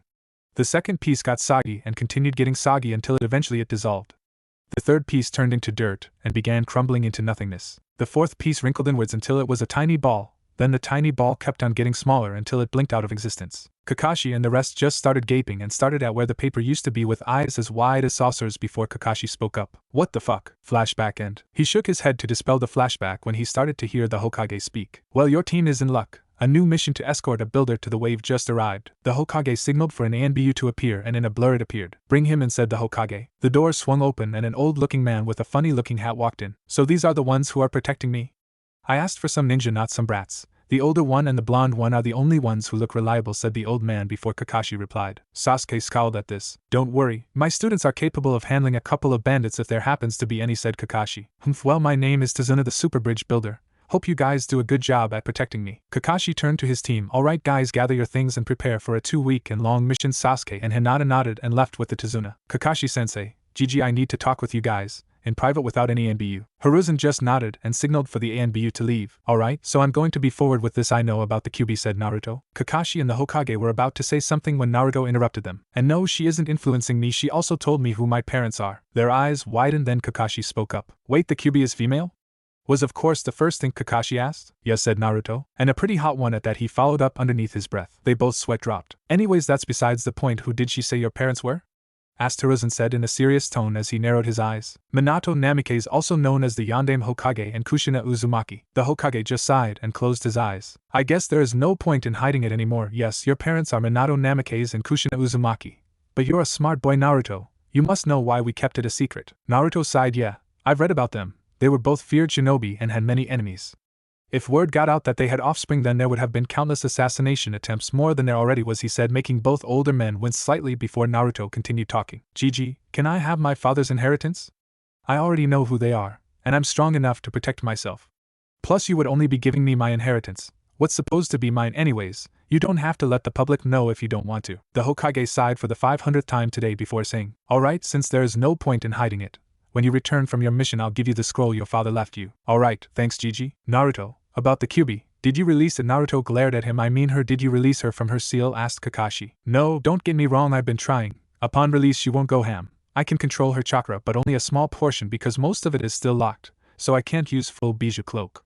I need a key. Do you happen to know who has the key? Asked Naruto. Yes, Jiraiya has it. Are you sure you can control her chakra? Replied Hiruzen. Yes, I'm sure I can do it with her help. But Jiraiya? One of the Sannin? I take it he's not in the village, right? Yes, he runs a spy network, so he can't always be in Konoha. He should be back during the Chunin exams. Are you sure you want to release her? Do you trust her? How do you know she won't escape and go on a rampage? Asked the Hokage sternly. Naruto glared at him. Yes, I'm sure. She's the one that's been training me. If she was deceiving me, why would she try to get me stronger? I've been talking to her for 8 years. She was my first friend, someone I could talk to. We're really close. She's the only person who has truly been there for me. I love her, said Naruto. Both older men raised their eyebrows at the blonde's confession. Meanwhile, Kurumi in his mind was ecstatic that he was openly expressing his love towards her. Naruto-kun, as soon as I leave this seal, I swear I'm jumping and claiming you. And have you marked me? Thought the demon queen with a dark blush and perverted smile. Naruto started speaking. Another thing, the attack on the village was not her own doing. She was controlled. Controlled? By who? Asked the Hokage as he narrowed his eyes. I'm not sure, that's what I'm trying to figure out. He will pay for controlling her against her will though, said the blonde coldly. I see, I'll have Jiraiya look into it and see if she knows anything about it. Is there anything else we need to know? Asked Hiruzen. Nope, that was all. Alright, thanks for trusting us with this information, Naruto, said the Hokage. No problem, Gigi. Naruto, I have another question. How do you know Fuinjutsu? Asked Kakashi, unaware that he had his mother's inheritance. A while ago I came to Hokage Gigi and asked for my Kasan's inheritance. I got it, and she left me some scrolls on Fuinjutsu and the Uzumaki chakra chains, replied Naruto. Kakashi just have an understanding nod, slightly curious as to if he knew how to use the chakra chains, but decided to leave it at that. Alright, well, Kakashi-sensei, Gigi, see, I have to leave and pack, said the blonde as he was gonna walk out the door before he stopped. Oh yeah, I almost forgot, he said as he formed a one-handed ram seal. Fuinjutsu, release, and he walked and picked up the seal and put it in his holster. Already see ya, said the blonde, waving on his way out. The two men just looked at each other and sighed. When Naruto left the office, he left to his apartment in a swirl of flames to his house. He got home and began to pack things in his storage seal tattoo. Then he heard Kurumi talking to him. So you didn't tell them about your Rinnegan Sharingan? No, there is no point in telling them if I could avoid it. Having them know about you training me is enough to keep them off my back without having them question how I'm getting all this power. I was originally going to tell Kakashi so he can help me with training, but I realized no one but you can help me with Rinnegan training, and Kakashi isn't the best option to ask for help with my Sharingan training. Plus I'm sure I can keep my eyes hidden for longer. I can still use most of my abilities without activating my eyes. And even if I need to use an ability that requires my eyes, I have that mask to keep my eyes hidden. Yeah, that makes sense. And if they found out, there is no way they'll let you leave Konoha. The council will send countless ANBU to retrieve you, and say they do somehow capture you, which is very unlikely. They'll make you into a breeding stock. Humph, as if I'll let that happen though. Naruto chuckled at that ending part before Kurumi spoke up again. Naruto-kun, you're going to be near Uzushio in this trip. Do you plan on visiting the ruins and look for the vault your mother spoke about? I really want to, but I doubt Kakashi would leave me out of his sight, and leaving a clone wouldn't be the brightest idea. Another thing, Naruto-kun, near the wave there is a temple that was made for me long ago. It holds the fox summoning contract. It hasn't been signed, and I would love it if you were the first to sign it. I'm sure my foxies would love you too. Inside the temple are also many other scrolls and jutsus that my foxies have snatched since around the Warring States era. Try to visit it to sign the contract, and possibly look for scrolls to help with your sub-elements, and expand your jutsu arsenal. Alright, I'll try and visit it. If it's close enough, I'll make discreetly clones and send them to find the location, said Naruto. Sounds good. But don't tell Kakashi or let him find out. He'll probably have to tell the Hokage, and the council might try and raid it to get what's inside. They can't get in without my permission, but still, just to be on the safe side. Also, you should get going, you were already supposed to be at the gates, she finished with a snicker. Oh crap, you're right. Naruto grabbed some bowls on instant ramen and put them in his seal before leaving in a blur. At the Konoha's gates 3 figures can be seen, 2 male and 1 female. Where the hell is Naruto? Asked an irritated Sasuke. The Tazuna was getting annoying and smelt like beer, and Hinata didn't really talk to him, and it was awkward. But in a poof of smoke Kakashi appeared. Already guys, you ready? Asked Kakashi before he looked around and noticed a distinct mop of blonde hair was missing. Wait, where's Naruto? That's what I would want to know, said Sasuke as he crossed his arms. As if on cue, Naruto arrived in a swirl of fire. You're late. Please don't tell me Kakashi-sensei is rubbing off you, said Sasuke with a scowl. Naruto just gave a sheepish grin. Sorry, I got lost in the road of life. They just sweat dropped at his response. Yeah, Kakashi is definitely rubbing off him, was the thought shared by the other 2 genin. Meanwhile, Kakashi had a proud look on his face. However, Hinata noticed something. Wait, Naruto-kun, where are your stuff? Asked Hinata, noticing he didn't have a backpack. I'm using storage seal tattoos, replied Naruto as he lifted his sleeve to show the tattoo on his arm. Tattoos? I've never heard about that. I thought you could only seal stuff in scrolls, but even so, seal masters are rare, so they're expensive, she said. Yeah, true, but good thing I made them, replied Naruto with a smirk. Hinata looked shocked. That's amazing, Naruto-kun. I didn't know you knew Fuinjutsu. See, can you possibly make a storage scroll for me? That is if you know how to make scrolls, and it's okay if you don't want to. Yeah, sure, I see no problem with that. I could make it when we arrive at the wave. Show me how to make those dobes, said Sasuke. Why should I team? Alright, since we're all here, let's go, said Kakashi, deciding right now isn't the best time for them to argue. Naruto summoned his mask and put it on, then they all started walking out. Again with the mask dobe? Asked Sasuke. Yeah, I like how it looks. Why? Are you jealous cause you don't have one? Teased Naruto. Humph. As if I'd want one, it makes you look like a loser. Tazuna then turned to Hinata. Are they always like this? Hinata sighed. Unfortunately, yes. Kakashi looked at his team and also sighed. This is gonna be a long trip. On the way to the wave, Hinata and Naruto started making small talk with the builder. It was mostly just him bragging about how great of a bridge builder he was. But on their path, Naruto noticed a puddle. He was sensing chakra in it, so he looked at Kakashi, who just nodded at him. Naruto started reaching into his holster, which now held a few new things. As they got closer, the shinobi hiding in the puddle jumped out, and with their chains split Kakashi in half.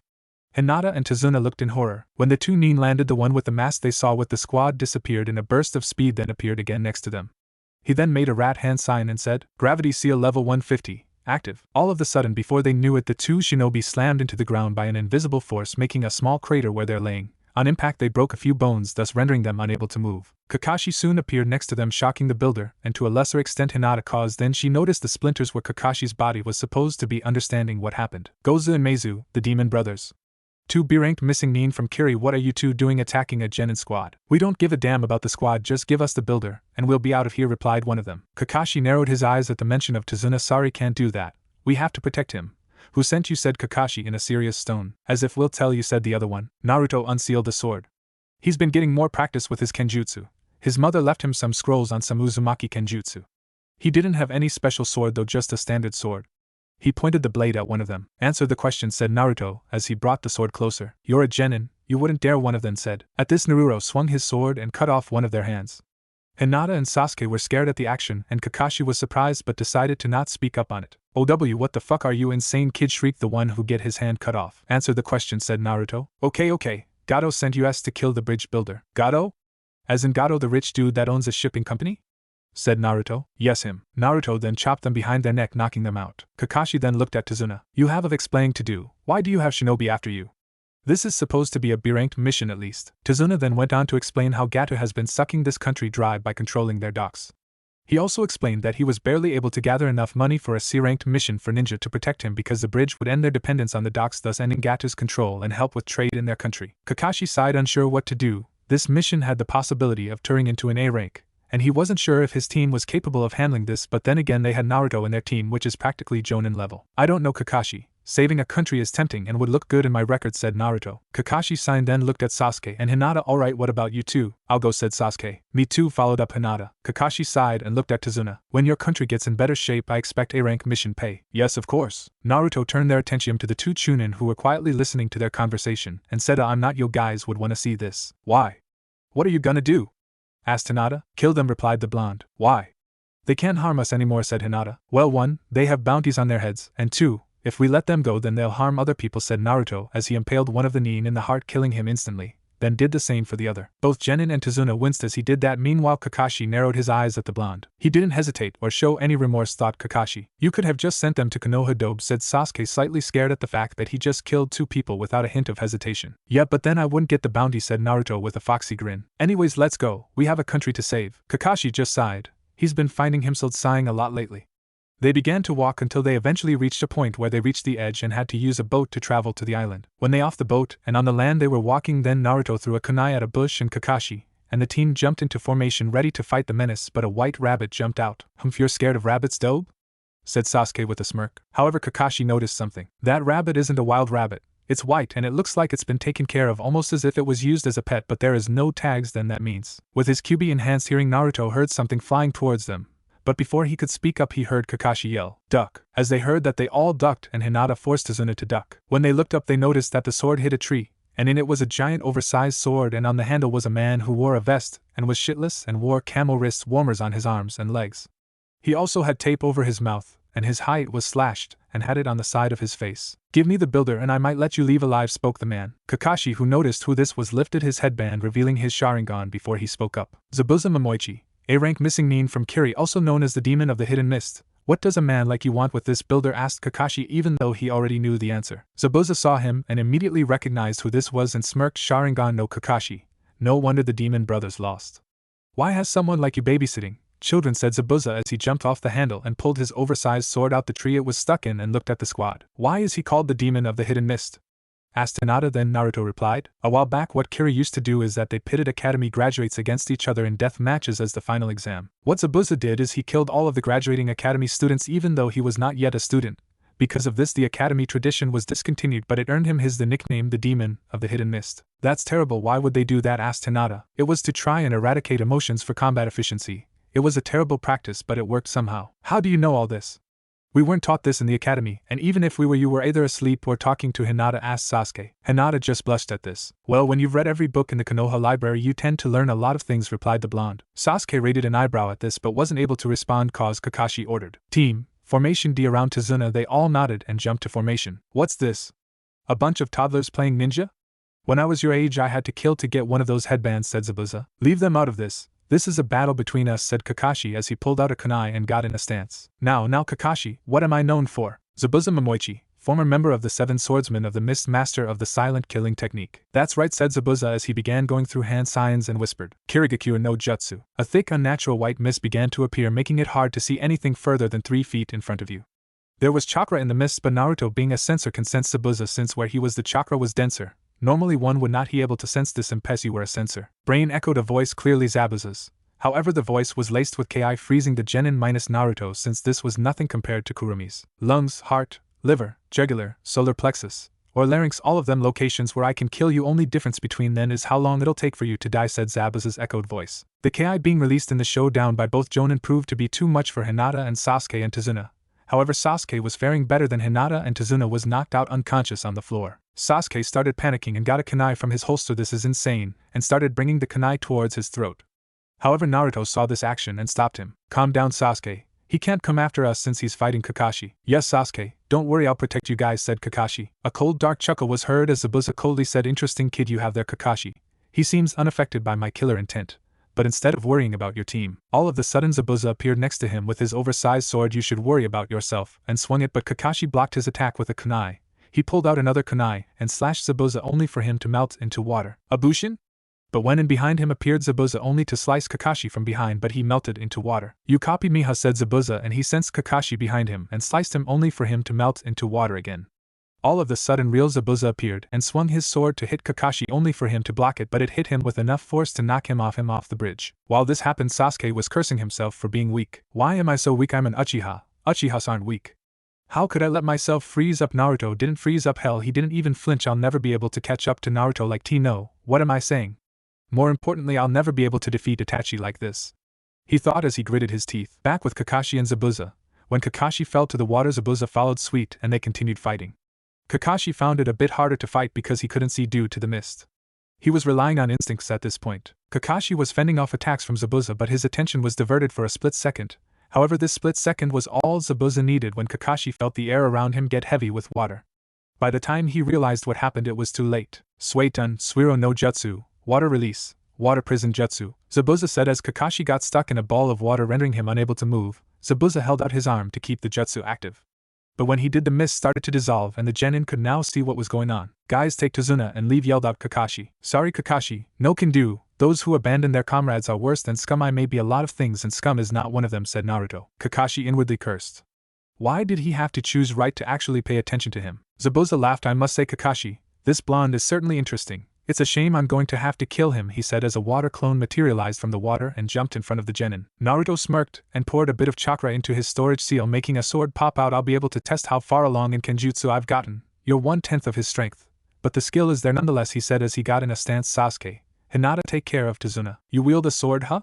Asked real Zabuza. He was really starting to like this kid. I try. As the clone attacked Naruto and they began their battle, Naruto made seal-less clones and sent them to battle the real Zabuza, or at least distract him enough to release the water prison and free Kakashi. Zabuza was fending off the clones fairly easy, but eventually the numbers stacked up against him, and he had to let go of the jutsu to avoid getting his throat slit by a clone's kunai. Damn this kid, thought Zabuza as he jumped back. Around this time Naruto ended his battle with the clone. He won to say the least. Even though it was 1/10 of the strength the skill Zabuza had with the sword was still good.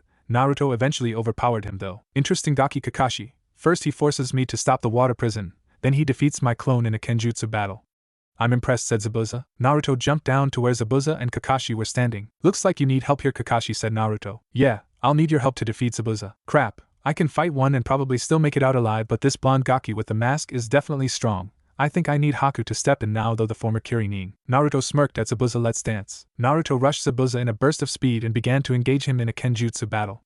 Naruto attacked Zabuza with his sword and Zabuza was blocking his attacks, Naruto wanting to get another sword fight against Zabuza. Naruto had to admit, he started getting a love for battle. He wanted to see if all that training he did paid off against someone like Zabuza. Meanwhile Zabuza was silently cursing, surprised at the blonde's skill at Kenjutsu and forcing Zabuza to take the defensive.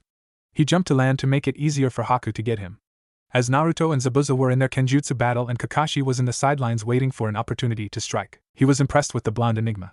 To be able to hold your own against one of the 7 swordsmen is definitely no easy feat. Of course Zabuza was tired from fighting Kakashi, but still, Naruto jumped back, but when he did he felt the chakra signature he sensed earlier make their way to them. Then Naruto noticed 2 senbons sticking out of Zabuza's neck. A hunter nin showed up and said thank you for weakening him. I've been hunting him for a few weeks now, said the nin as he took Zabuza and left. However, Naruto narrowed his eyes. The place where the hunter nin hit him isn't a lethal area. That place is meant to put him in near-death state.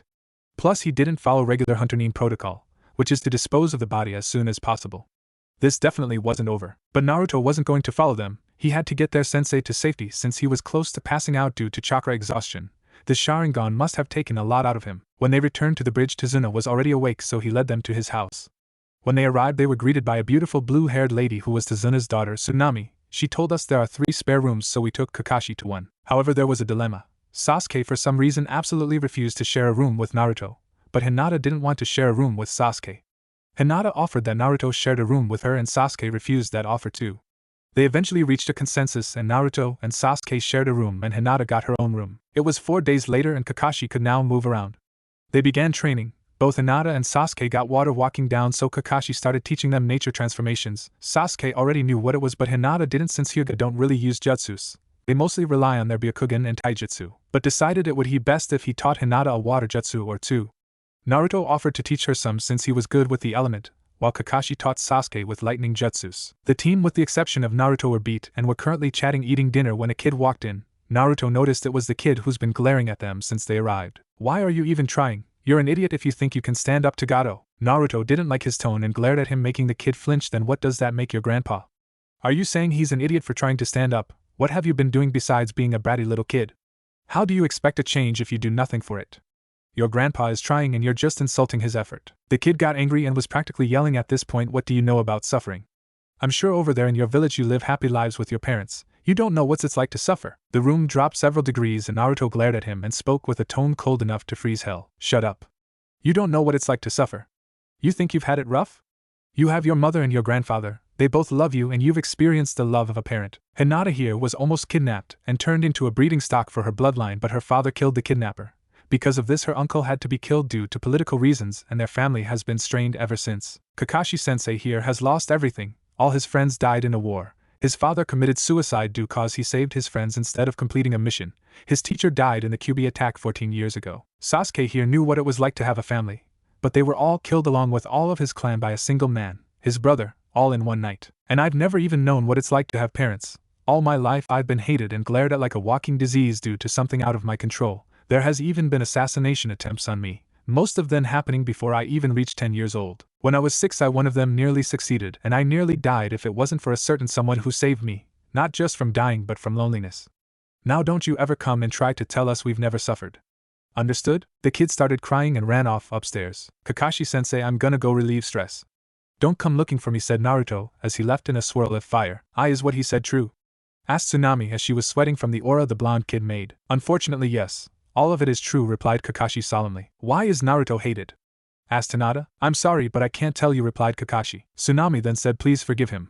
Ever since Kaiza died, he hasn't been the same. Sasuke was just quiet this whole time, wondering if the Dobe's life has really been like that. Naruto arrived to a clearing in the forest and punched a tree in rage, breaking it in half. Calm down, Narukoi. Don't let it get to you, said Kurumi worryingly. Yeah, you're right. TCH, how can I lose my cool over something like this, said the blonde as he took deep breaths. He just pushed the wrong buttons, that's all. Anyways, this kind of worked out for the better. Kakashi isn't here to see you, so you can make clones and send them out to search for the temple. I'll lead them to it since it's hidden. Once they reach the location, I'll let them know they can dispel. Then you can go there using your kamui. Alright, I'll just practice leaf floating. Naruto eventually got bored of this and made a few clones to continue floating the leaf. What it was he had to channel wind chakra around the leaf to make it float and move around. It was basically an advanced form of chakra control, but he can also use it to manipulate things. He was currently trying to move the leaf around, but it was pretty difficult. In theory, this can be used to make him float around. When he laid down, he just entered his mindscape, which has changed a bit. It now had a few trees and a lake, and besides a lake was a cottage with a small porch where Kurumi lived. Wasn't anything impressive, but it's better than living in a sewer. Hello, Narukoi, said Kurumi as she clomped him and kissed him as soon as he entered his mindscape. You know, Narukoi, these little speeches of yours about me are starting to excite me, she said seductively. Well, once I get you out this seal and you can materialize outside, I'll tend to that, replied Naruto, as he began scratching her ears. Also, do you have a way to hide these tails and ears? Don't get me wrong, you look gorgeous with them, but I doubt Konoha would appreciate a girl with fox ears and 9 tails walking besides the demon brat. Yeah, of course I do. I can also turn into a smaller size, but I'll only have like 2 tails of power in that size. But I could still help you with combat in that form. What can you do in your fox form? I can use a mini Baijudama, but that's about it ability-wise. I'll of course fast and strong. When you release me, you'll still have your fast healing and massive stamina blush, and you'll be able to access your Biju cloak. Interesting. When I get home, I'll get my father's inheritance. Hopefully he left me instructions for the Hiraishin and or the Rinnegan, the 2 jutsus he's famous for. So what's your plan?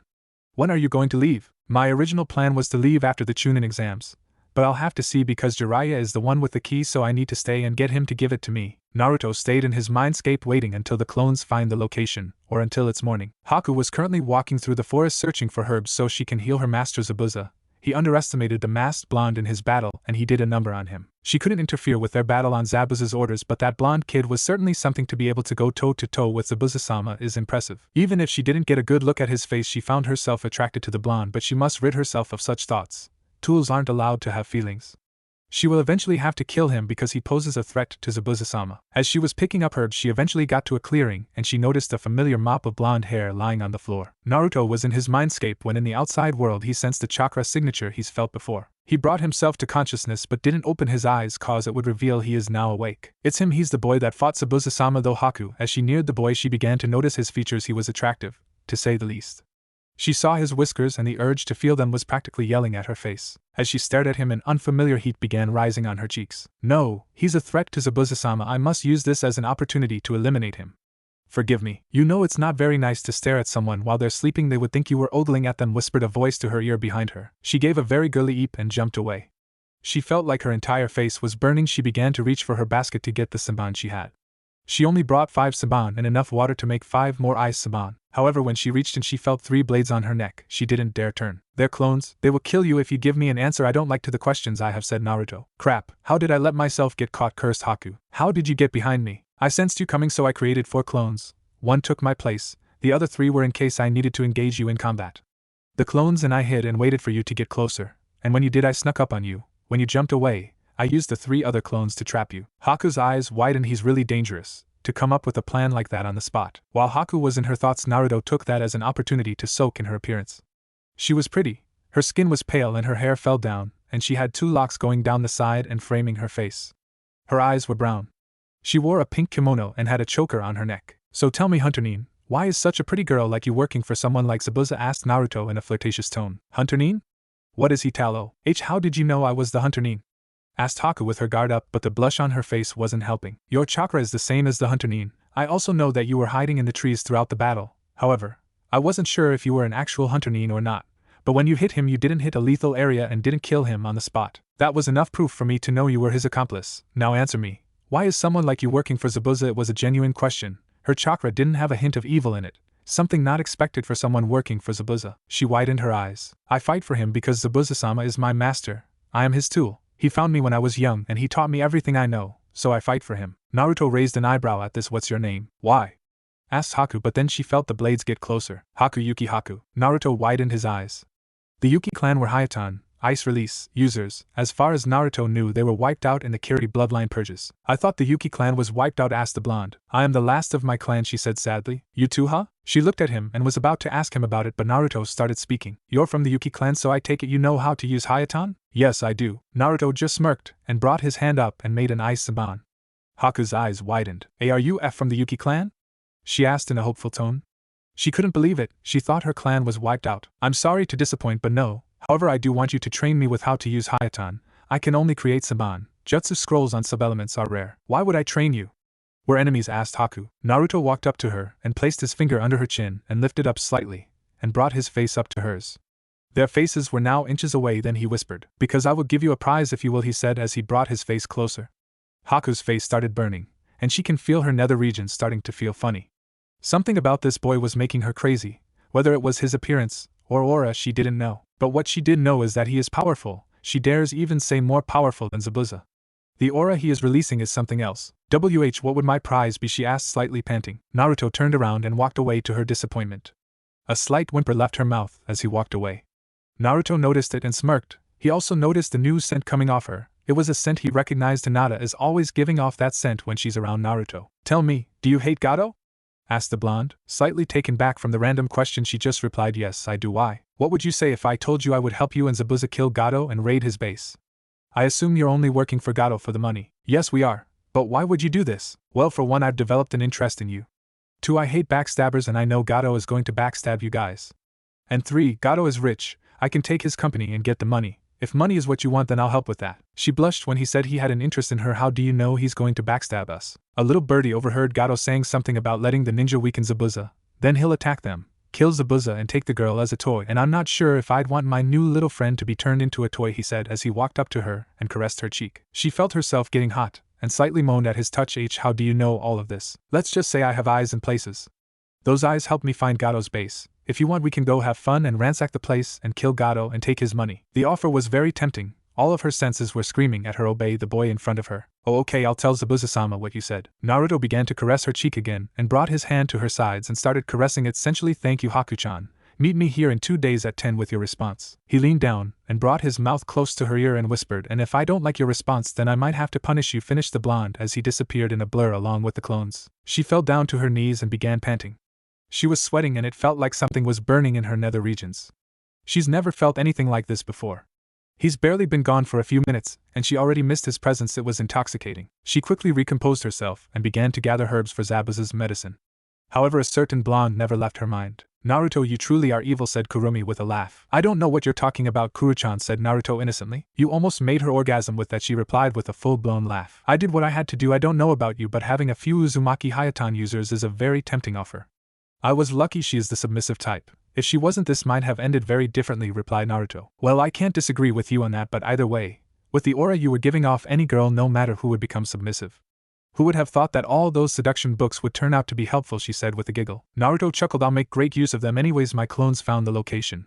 I wasn't expecting this little run-in with Haku-chan, but I can't say I'm disappointed.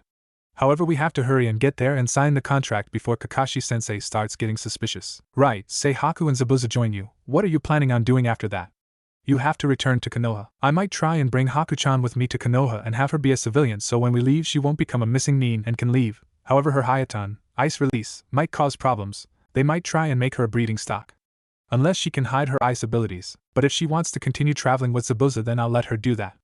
I'll just meet up with them. But I'm sure Zabuza might go fight in the bloodline purges. I could get him to vouch for me when I go look for the woman with Yotan. lava release, and Futon boil release. Now let's go to the temple, thought Naruto as he began to disappear in a swirl. When Naruto arrived to the destination, it wasn't any bigger than a shrine. Kurumi told him that it was to avoid attention and told him where the secret entrance was. To actually entering, you had to push Kurumi's chakra into the slab. Once he did, his vision started getting blurry, and he appeared inside a room. There was a door, and that was about it. He looked around and noticed a lot of seals. What was that? It was a space-time jutsu, to where the actual room is. And about the seals, they're traps. Anyone who doesn't have my chakra or permission to enter would have died 71 times already. Now go through the door. Naruto made his way towards the door and noticed the door and handle had seals on it too. Goddamn Kurumi-chan, this is a bit overkill. Yeah, whatever, just enter. When he did, he noticed the room was enormous. It was huge and there were scrolls littered all over the ground. Hundreds upon hundreds of scrolls, maybe even thousands. There were old-looking scrolls and new-looking scrolls. Even Kurumi was a bit shocked at how much scrolls there were. Kurumi-chan, you're insane, said Naruto, gaping at the amount of scrolls. She just sheepishly laughed. I told my foxies to get as much scrolls as possible, and I never told them to stop so. Naruto laughed. That's very like you, so I'm not surprised. Now where is this summoning contract? Oh yeah, I'll lead you to it. She began to lead him. They reached a spot in the wall where Kurumi told him to pour her chakra in, and when he did, it opened up to reveal a giant scroll. Aha, sign it. Sign it. Use your blood, said Kurumi excitedly. Naruto signed it in his blood and made 600 clones. All of you, read 20 scrolls and dispel once you've finished it. Dispel every 20 minutes so my brain won't overload with information, said Naruto. Hi, said all the clones in unison as they all picked up a scroll. Narukoi, when you send clones, make sure to lace my chakra with it so it can enter. Now let's get out of here and try out your new summons, she said. Okay, geez, you're more excited than I am, said Naruto, as he left the room. Once outside, they went to a clearing. Usually you would need blood for summons, but not for this one. So I just do the hand signs and pour chakra, then slam my hands down? Yes. Naruto began running through the hand signs and finished it with a slam. Kuchios no Jutsu. When he did, a giant white fox appeared. It had 4 tails and the tips were black. Around her eyes were black marks. Huh! Since when do we have a summoner? Said a loud booming feminine voice. Then she notices a blonde human in front of her. She assumed this was her summoner. What is your name, young one, she asked. Naruto Uzumaki. Kurumi-chan, lead me to your summoning contract. Kurumi-he? It's been a long time since I've last seen her. If you want to talk to her, that could be arranged. Oh really? Please do. Naruto put his hand on her paw and took her to his mindscape. He's recently learned how to do this. Inside their mindscape, the fox asked, where is this place? It's Narukoi's mindscape, replied Kurumi. The fox looked down and saw the human form of Kurumi. We're using human forms, eh? She said as she began glowing, and the light began to shrink and it eventually died down, and out the light there was a beautiful woman. Her hair was tied up in a messy bun and had a white kimono with black trimmings with a black sash. On her head were a pair of white fox ears with black tips. Her 5 swaying tails had black tips as well. She smirked and looked at Kurumi. Narukoya. Kurumi gave a blush. Yep, he's my mate. Mate? Have you marked each other? No, we can't mark each other until he releases me from my seal, and he can't do it until he gets the key. He's going to get it soon though, replied Kurumi. Well, it was nice to see you again. She looked at Naruto, who was besides Kurumi. We'll be honored to have you as our summoner. I'm Hikari, the leader. When we get out of here, use a normal amount of chakra and we'll send you your personal summon. The general abilities of foxes is the ability to shoot out flames and liquefied flames, similar to lava but lighter and not as dense. We can temporarily blind the enemy or the enemy's summon with a bright flash that we emit. It can either be directed or area-wide. Just as a warning, if it's area-wide, your comrades can be affected as well.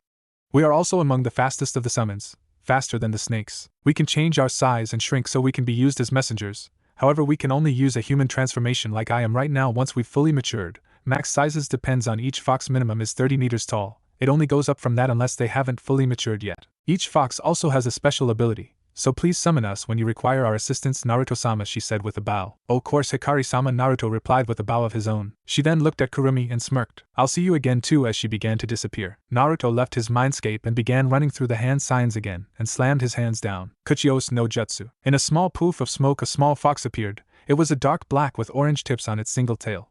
It has black Skrilla eyes with a tint of orange and white slit. Naruto was ecstatic to see it had orange. This was automatically the best summon. Hi master, I'm Miyako, your personal summon. I'm sure Hikari-sama told you what we can do. I still haven't gotten my special ability yet, and I'm not fully matured, but I swear my special ability is going to be super cool and powerful. And in no time I'll be a super cool, powerful, sexy vixen ready to take on any threat for master. But right now I can be used as a super cool messenger. I can also attack people with my claws and fire, yipped the small fox in a squeaky voice as it jumped up and down, then began to climb on him and rested in his head. I'm sure you will, Miyako-chan, said Naruto as he brought her down and carried her his arms and began to scratch her ears, much to her pleasure. Master is nice. I can also tell that master is very strong too. Please don't send me back, master, I want to stay with you. I promise I'll be a good kid if you let me stay with you here, pleaded the fox. Yes, sure you can, I see no problem with it. Wait, does it drain my chakra if I have you here for extended time? No, master, I can stay here as long as I like and it won't waste any chakra. You only need to use chakra to summon me, replied the fox. I see no problem then, Miyako-chan. Let's go then. Yay! Said the excited fox. I think you might want to hold on for this, said Naruto as he felt the fox grip his arm tighter. Then began to leave in a swirl. When they arrived near the wave in a swirl, Miyako began to yip excitedly. Whoa, master, what was that? That was really cool, said Miyako. Glad you like it. It's what's called a space-time jutsu that is used to teleport. That was super cool and fun, master. Naruto chuckled. Thank you. I have a question though, can other people understand you like I can right now? No, to other people it sounds like I'm yipping.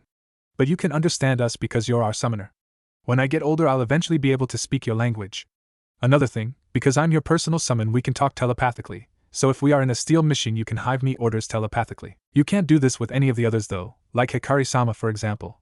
So that means I'm special, said Miyako said excitedly. I see. Thanks for this information, Miyako-chan. No problem, master, she replied happily. Told you they would love you, said Kurumi in his head as she watched the scene. I knew they would, I mean who wouldn't? Oh no! Please don't, I don't need you getting a big ego. You'll end up like an Uchiha, said Kurumi hysterically. Calm down, I'm not one to stoop that low, said Naruto with a laugh as he made his way to Tazuna's house with Miyako on his shoulder. Kakashi and the rest of the squad started getting nervous since Naruto hasn't returned and it was starting to get late. They went out to search for him but didn't find him. Hinata especially was worried for her blonde crush. What if something happened? What if he died before she told him how she feels? Most importantly, he died before he could take her virginity. Now she'll never be able to lose it, and she will have to die a virgin. However, their worries were cut short when they saw their favorite blonde making his way towards the house. He was seemingly talking to someone, but where was no one there, making them wonder if he lost a few screws. But as he got closer they noticed a small black fox on his shoulder. They all ran outside, yes, even Sasuke.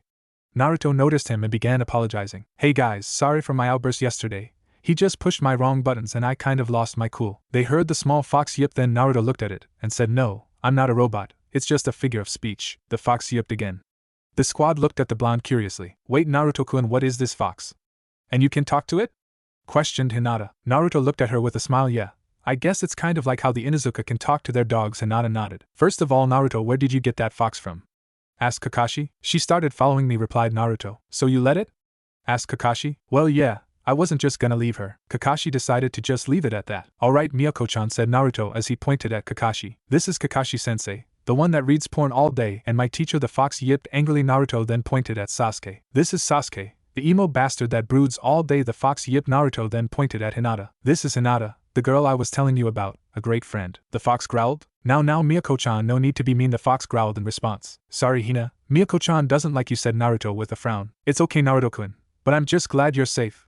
I was getting worried when you didn't return, said Hinata with a blush, ignoring Miyako's growl. Well, honestly, I kinda got lost, said Naruto with a sheepish grin as he rubbed the back of his head. They just sweat-dropped, then entered the house to have dinner. When they entered the house, Naruto was greeted by Inari apologizing to Naruto and the team about what he said. It's okay Inari, it was also wrong as me to lash out like that. Grandpa told me how you guys defended him from that ninja in the bridge, so I think we might be saved. Yeah, don't worry. If anyone want to go after the old man, they'll have to go through me first, said Naruto, and Inari just laughed. The rest of the night went as usual, Sasuke refusing to look at Naruto while they shared the room. However, Sasuke was studying the blonde. He was an enigma.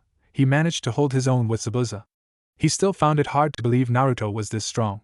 When he found out Naruto was the dobe of the year, he was slightly shocked, but he eventually told then why, and he was even more shocked. However, he felt like there was something else to him, something darker, the way he killed those two ninja without any hesitation or hint of remorse. Not that he'll ever admit it, but he found himself not minding the blonde, as long as he didn't hold him back. Haku arrived to the hideout after her little run-in with Naruto. Remembering the boy, a blush couldn't be held back and made its way to her face. What's wrong with me? He's a danger to Zabuza-sama, yet I didn't try to do anything to stop him. No, it's not that I didn't try, it's that I couldn't. In his presence, every sense in my body was telling me to not engage him in battle and make him an enemy. Besides, with his offer, he might not have to be an enemy. We would help him raid Gato's main base. If we didn't cooperate, he would punish me, and maybe if I cooperate, he would give me a prize. Wait. I never got his name. She shook her head to get rid of her dirty thoughts as her blush deepened. Zabuza stared at his surrogate daughter, not that he'll ever admit it. Ever since she's arrived from her trip to gather herbs for his medicine, she's been acting strangely. She would zone out, and her face would become red. Of course Zabuza wasn't stupid. He wasn't an A-rank nin for being an idiot. He knew something happened on her trip. However, he decided to wait and see if she would tell him herself. Zabuza-sama, I have something to tell you. What is it, Haku asked Zabuza. Well, you see, when I went to gather herbs for your medicine I met with someone. Just spit it out. Well, I saw the masked blonde boy you fought with on the bridge. Zabuza raised his small eyebrow, and what of it? She started shuffling nervously. He made an offer to me, I mean us. Zabuza looking at her curiously. It was sure a sight to see his previous static, almost robot-like surrogate daughter act so out of character. And what was that offer? Well, he wanted to team up with us and raid one of Gato's base and kill him. He also said he'll give you money after we raid the base and take his company. Why would we need his help? He could hold us back for all I know. Of course, Zabuza knew that blonde Gaki was no pushover whatsoever. He could tell he was holding back, but he wanted to see Haku's reaction. She started getting nervous. Zabuza-sama, please understand, this boy was holding back in his battle with you. In all honesty, even I can't defeat him in battle. When I was going to engage him, he was behind me before I even knew it. He also made 4 clones before I even realized it. One of them pretended to be him, the real one, and the clones were waiting to strike. When he sneaked up on me, he caught me by surprise and I jumped away. Before I even reached for my saman, he had the 3 clones holding a blade at my neck. All of these was before I even realized what happened. He also figured out I was the hunterine that took you away. He is powerful, and I believe it's in our best interest to ally ourselves with him. Please reconsider. Zabuza was slightly shocked. Haku was fast, that was her specialty. If there was someone faster than, and was able to sneak up on her, would have to be someone powerful indeed. Alright, we'll need with him. Zabuza raised an eyebrow when she gave a small smile with a blush. This is going to be interesting. Suetun, Mizurapa, water release. Raging waves, said a feminine voice as she split a decent-sized stream of water out her mouth. Good job, Hina-chan. You did great. All of this training has paid off. Thanks, Naruto-kun, said Hinata in between breaths. It's starting to get dark. Let's go back to the house. I'll carry you if you want. Hinata blushed and no, it's okay. I wouldn't want to bother you with the eep. Nope, too bad you're too tired to walk there, said Naruto as she swept her off her feet and carried her bridal style. They walked back to the house only to see Kakashi and Sasuke in the house. So I take it you guys finished your jutsu as well? Asked Naruto. Yeah, I take it you guys did as well? Yeah, I was impressed Hinata competed so quickly, but again she's a Hyuga so her chakra control is impeccable. Meanwhile Hinata was blushing at the praise. Alright guys, dinner is ready, they heard Tsunami say. They all walked to the table and had dinner. After dinner they all went to their rooms. Naruto was currently getting out of the shower heading to the rooms Sasuke and he shared. Tonight was the night that Naruto would meet up with Zabuza and Haku. He would have to see if they actually show up or if they try to ambush them. If that happens, Naruto will finally have a reason to try out Koto Tsukumi. He didn't want to, but he would have no other choice. It was now 10 and Sasuke was asleep. Naruto woke up and got Miyako up. Miyako-chan, we're going to go meet with a friend. Do you want to come? There is a very high possibility that you'll have to kill. If you don't feel comfortable killing yet, then you can stay here. Because we might raid a very bad guy's base, said Naruto telepathically to Miyako. No problem, master. I'll kill for you if you need me to. I'll follow your orders. If they're your enemy, then they're my enemy, she replied telepathically. Okay, get on, he said as he patted his shoulder. She climbed on him and got on his shoulder. She gripped him tighter as she began to see her vision swirl, signifying that they were using that super cool space-time jutsu. Haku has been waiting nervously for the subject of her thoughts recently to arrive. Haku, where is this friend of yours?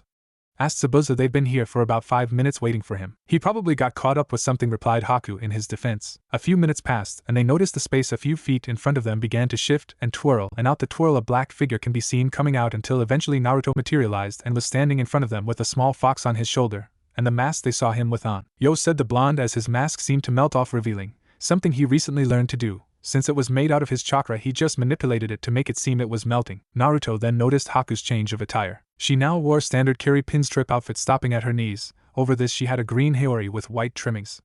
On her waist she wore a light brown sash and her hunterine mask hung on it. Same appearance as Kennen, and Zabuza's attire was the same as before. Upon seeing Naruto, Haku blushed, something that didn't go unnoticed by the 2 males with her. So you're the Gaki Haku has been going crazy over for these past 2 days? Said Zabuza as Naruto smirked and Haku began sputtering. I didn't know you felt that way, Haku-chan. I'm flattered. Said Naruto with a glint in his eyes. Haku now had a blush that would make Hinata jealous. Zabuza chuckled, then Naruto spike again. I apologize, I haven't introduced myself formally. My name is Uzumaki Naruto. Pleased to make your acquaintance. And this here is Miyako-chan, he said as he gestured at the fox, then slightly bowed as the fox yipped. I'm Zabuza Momoichi, and this here is my student Haku Yuki. Haku looked at him shocked that he didn't refer to her as a tool. However, she found a smile make its way to her face. Zabuza then said, so what is the deal? Naruto turned to him and got serious. I know Gato's base inside and out. I'll use a jutsu to make him sign his company over to me. I'll give you guys a good pay and I wouldn't mind being allies with you guys. Zabuza raised an eyebrow. Why would we want to be allied with Konoha? Naruto chuckled. No, you have me wrong. You'll be allied to me, not Konoha. Zabuza raised his eyebrow at this. Very well then, if Haku here trusts you, then I see no other reason to go against her. There is also another part to the deal. Haku-chan will help me with my Hayatan. Zabuza nodded, seeing no problem with this, remembering that Haku mentioned he could use Hayatan. Naruto smiled, then grabbed Haku's hand, making her blush even more than she sat, spluttering. What are why you doing, Naruto-kun? Don't worry, Haku-chan, I'm not proposing yet. Her face now resembled a tomato. Yet? However, she wasn't able to say anything else because Naruto grabbed Zabuza's shoulder, and they began to disappear in a swirl. Today just wasn't Gato's day. First 2 deals he was trying to make didn't go as planned, plus Zabuza, that ninja he hired, is being annoying. He is still going to betray him and take the girl he has with him as a new toy, but still. This is why he doesn't try to hire strong nin, they are too expensive, but he has to get rid of that builder. But worst of all, he didn't even finish the job. That builder is still alive and ruining Gato's plans. Well, it's fine. Who said there wasn't going to be ups and downs in this line of work? Well, no matter. He'll eventually betray and kill Zabuza, then he'll take that young girl he has with him as a new toy. It's a win-win situation. He doesn't pay Zabuza and he gets a new girl. However, fate had something else planned for him. So how do you guys want to do this? Big and flashy or stealthy? My affinity is water, so not much I can do here jutsu-wise, plus both Haku and I are masters of the silent killing technique. So I'll say silent is the best route, said Zabuza. Naruto smirked, put on his mask and made his sword pop out. Zabuza gripped his oversized sword and Haku put on her mask and grabbed some saban. There are 3 floors. First 2 floors are riddled with guards. The 3rd floor has 6 guards. On the entrance gate there are 2 guards. They can be easily taken out. You both will take the 1st floor, Mayuko, and I will take the 2nd. Once you both finish, we meet at the 2nd floor, then we'll go to the 3rd floor and take out the guards, then we'll have fun with Gato, said Naruto. Haku, Zabuza, and Miyako nodded, all understanding the simple plan. Now, let's dance, said Naruto as all 4 of them disappeared in a burst of speed. They won't even see what hit them. It was a fairly quiet night, no screaming, no explosions, nothing like that.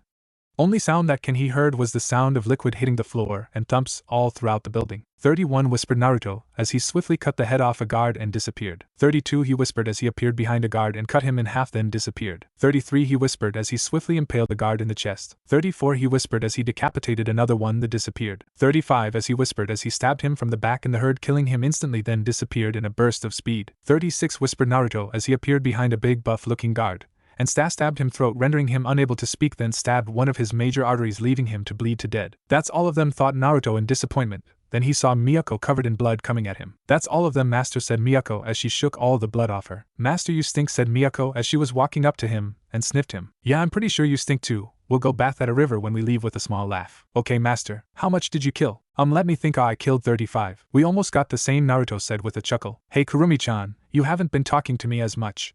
Is something wrong? Nope, nothing is wrong. I've just been watched everything happening. Plus you've been quite busy. Okay, I just wanted to make sure. I promise I'll get you out that seal as soon as possible. She smiled. Of course you will, Narakoi. That's when Haku and Zabuza walked in and saw Naruto. You guys done with your floor? Asked Naruto. Hi, they both replied in unison. Alright, let's go, said Naruto as they all disappeared in a burst of speed. Gato was in his room counting his money. He liked counting his money because it reminds him how rich he has. He knows he has a lot, but he just likes to flex to himself. However, his flexing session was interrupted by some rude people who for some reason decided to barge in. Who the hell are you guys? Wait, Zabuza. Who are the other 2 people? What are you guys doing here? Shut up and sign your company over to me, said one of the 2 masked person, the blonde one, to he specific. Gato began to laugh. Your funny kid. Guards. No one came. Guards, he said again. Sorry, but your guards are taking a nap, said Zabuza as they moved away, revealing his mutilated guards on the floor lying on a pool of their blood. HHH, came a shriek from a certain short smuggler. Please don't kill me, I'll give you anything. What is it you want? Money? Women? Power? Anything, but please don't kill me, please, Gato. Naruto smirked. I might just take up on your offer, he said as he handed him some papers. Gato read them and his eyes went wide. Why, you want my company? Please take anything else but not my company, he said. Naruto appeared next to him and gripped his throat and lifted his small body up and said coldly, you said anything. This is what I'm asking for. Now sign it, or you'll be meeting your guards soon again. Oh, okay, he choked out as he fell to the ground. When he got up, he signed the papers and Naruto reviewed them to make sure he didn't deceive him. Naruto smirked behind his mask. Now my next request is for you to actually obey Haku-chan's request, said Naruto, as he moved away to bring the spotlight to Haki. Her expression was unreadable due to the mask she had on. My request is for you to die, she said as she threw Simban to a lethal area, killing him instantly. She is usually not one to kill, but the thugs she killed tonight and Gato are scum who deserve to be wiped off the face of the planet. Naruto looked at them. There wasn't much to do anymore except one thing. Well, that's over with. What do you guys say? Want to ransack and search this place for any cool useful stuff? Said Naruto. Zabuza chuckled. I like this, Gaki, as he hung his giant sword on his back. Already, well, we'll meet at the front gates when we finish, said Naruto as he left in a burst of speed with Miyako following him. Naruto's search for cool stuff was uneventful until he eventually came across a jail cell full of women. Naruto immediately knew what this was and it made his blood boil. As he made his way and as he did they began to look at the unknown masked blonde in fear and they began to shuffle away. I'm not here to hurt you, Gato is dead. You're free to go, he said as he took off his mask and gave them a genuine smile, making some of them blush at his features and decided to trust him since his smile held to deception.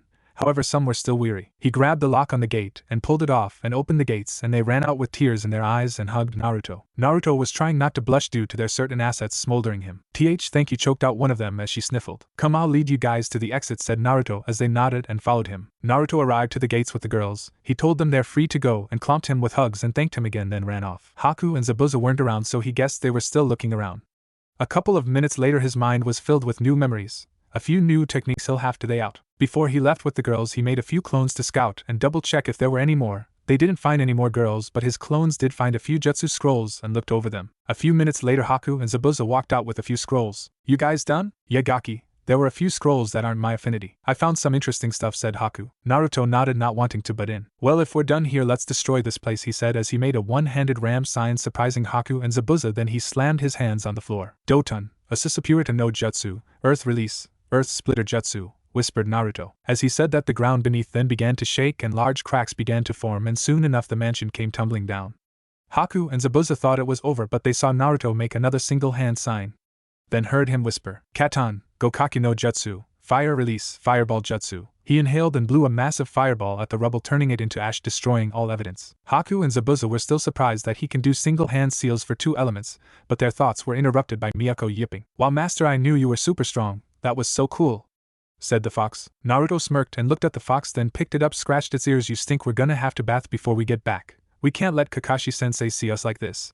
We can't have us smelling like blood too. The fox just nodded, repeatedly excited that she was going to bathe with her master for the first time. Haku and Zabuza were watching the scene with a slight smile on their faces. Naruto turned to look at them. Now on to business. I want you guys to join me, not Konoha but me. Zabuza raised an eyebrow. I wouldn't mind being your ally, Gaki.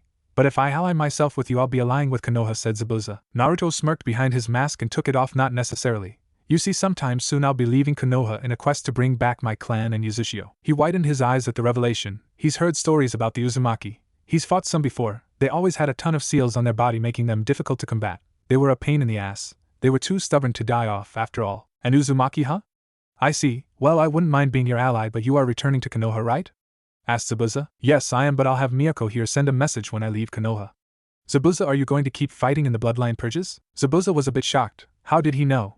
Yes, I am. That's the reason I was working for Gato. I needed money to fund the rebellion. Naruto nodded. Right, I'll give you a hefty amount of money. But while you're there I want you to keep an eye out for someone. I have no idea what their name is or if they're even still alive. But there's someone I'm interested in.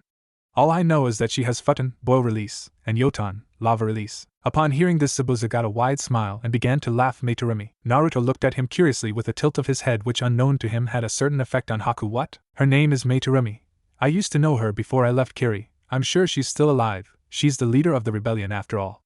I'll make sure to give a good word for you, kid. I'm sure she'll like to meet you. Naruto smiled. This was going even better than he envisioned. Very well. Another thing, he said looking at Haku. I want you to come back to Konoha with me so you can teach me how to use Hayaton, Ice Release, he said at Haku. But aren't you going to leave? That would label her as a missing nin in Konoha's book? Asked Zabuza. But she'll register as civilian. Civilians are free to leave at any time, Naruto replied before continuing. Kakashi doesn't know about Haku. He doesn't know she was your accomplice. That was something I deduced myself and didn't tell them about it.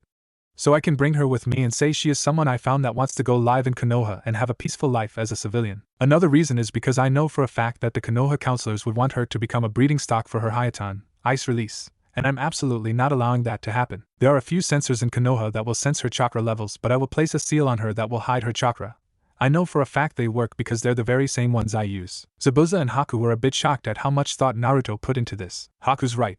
This kid is smart and cautious, thought Zabuza. Very well, that'll work out.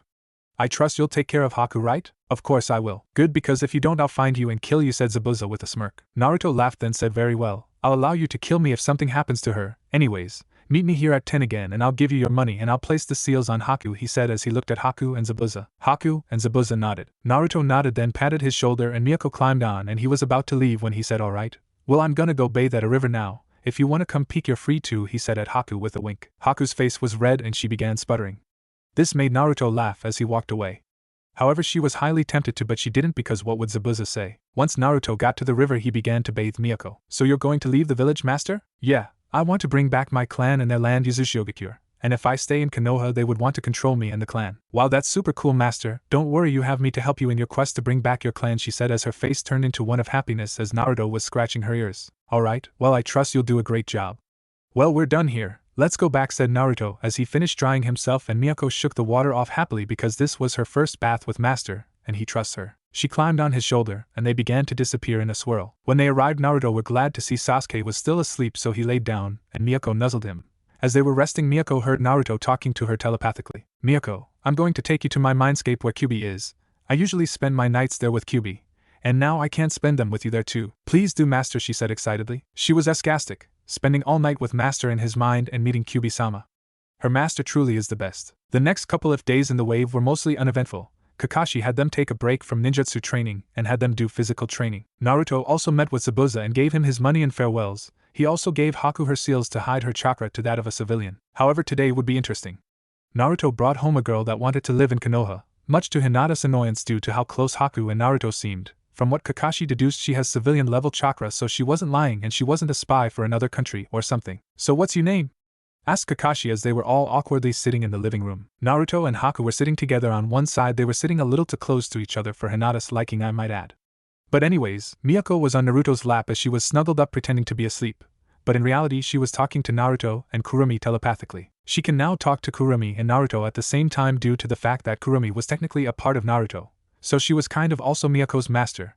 But she couldn't command her like Naruto could, just speak to each other telepathically. But anyways, the other couch was Sasuke, Kakashi and Hinata.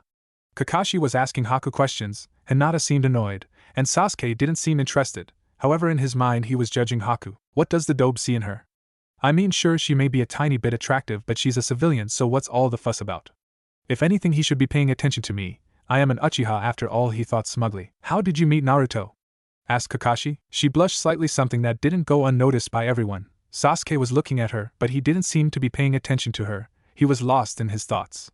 Hinata looked extremely annoyed and Kakashi giggled perversely. Well, I was walking about the forest, and I saw him laying on the ground. He looked tired, so I stayed with him until he woke up. We talked for a bit, and began to wander around. That's where we found Miyako-chan. I eventually found out he was a Konoha nin, and I asked if I can go to Konoha with him. And here we are, she said with a smile. I'm surprised I remembered all of that, thought Haku, since before they came Naruto told her to tell them that if they ask how they met, or where they met. I see, said Kakashi, not seeing anything suspicious about that. But why didn't you tell us about her, Naruto? Asked Kakashi. Well, I was gonna wait until she came to tell you guys, replied the blonde. I see. Well, when we return we'll meet with Hokage-sama to have you come to Konoha, said Kakashi. Haku nodded, then they continued with their day. Tazuna eventually finished the bridge faster than expected with the help of 500 Naruto clones, much to Kakashi's surprise.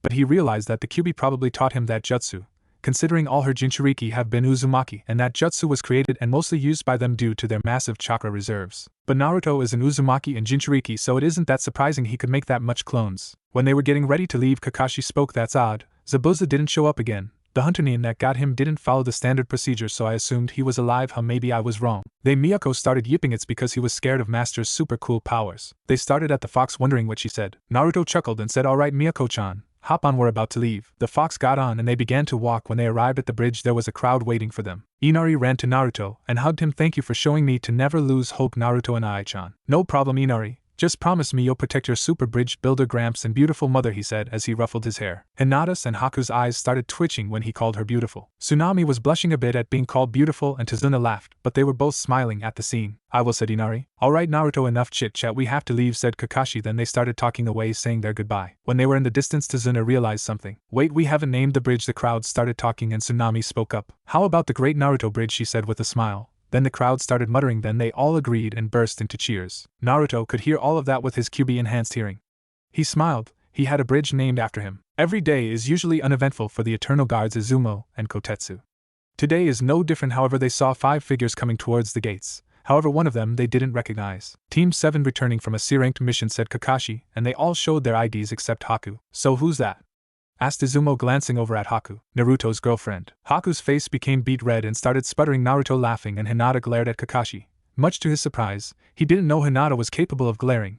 However, soon enough a perverted smile came to his face, which was luckily hidden by his mask. Jiraiya-sama would be sarcastic at learn his godson has two women after him, but pushed those thoughts aside and said, "No, but in all seriousness, she's someone who wants to become a civilian, so she came with us." They both nodded and the team and Haku walked in. The guards looked at each other, then Izumo spoke up, "She was kinda cute," then Kotetsu nodded. When Team 7 and Haku arrived to the Hokage's office, Kakashi began giving his report. "Hokage-sama, we're back from our C-ranked mission, however we ran into problems. This mission was turned into a B-ranked mission due to the appearance of the Demon Brothers. We apprehended them and stopped them, but we encountered Zabuza Momoichi and forced him to flee. After that not much happened, the bridge builder finished the bridge with the help of Naruto, and the mission was successful. The client said he would pay for an A rank once the country gets back on track." The Hokage looked a bit shocked that they encountered two missing nin and are still here but didn't say anything because they had Kakashi and are safe. "Very well, this will go under an A-ranked mission and you will receive the pay as well." They nodded and then the Hokage started speaking again. "Now who is this?" he asked as he shifted his attention to the female who was practically on Naruto's arm. He noticed the sleeping fox on his head too but decided he would Kakashi ask about it later. "This is Haku-chan. I met her at the wave and she wishes to come to Konoha and live as a civilian," replied Naruto. The Hokage saw no problem with this and allowed her. "Very well, you would be registered as a civilian, but where will you live? I can show you places, or do you have a place already?" "She can stay with me," said Naruto. "It would be safer for her and make leaving for his training easier." Kakashi gave a perverted giggle at the thought of the two of them living together, but Hinata was not a big fan of that idea. She was about to voice her opinion but got interrupted. "Would you want that, Haku? Or would you like me to fin dash?" "I would love that," said Haku a little too quickly for Hinata's liking. When she realized what happened, her face resembled a tomato. Hinata grit her teeth and clenched her teeth at this. The Hokage laughed and said, "Very well, I welcome you to Konoha." "Thank you, Hokage-sama," replied Haku with a bow. They all leave the room except Kakashi and Naruto. Haku was gonna stay with Naruto, but then he said, "Haku-chan, please wait for me outside, I'll be out shortly. I have something I have to get real quick." She nodded and left. However, on the way out, Hinata gave her a dirty look and walked away. "Wonder what her problem is. She's been giving me dirty looks ever since I met her. I'll have to ask Naruto-kun about it." Her face became red when she realized the honorific she gave him. Back in the Hokage's office stood Naruto and Kakashi. "So what did you need, Naruto?" said the Hokage. He already knew what he was going to ask for, but still. "Can I have my father's inheritance?" said Naruto. Hiruzen nodded and stood up.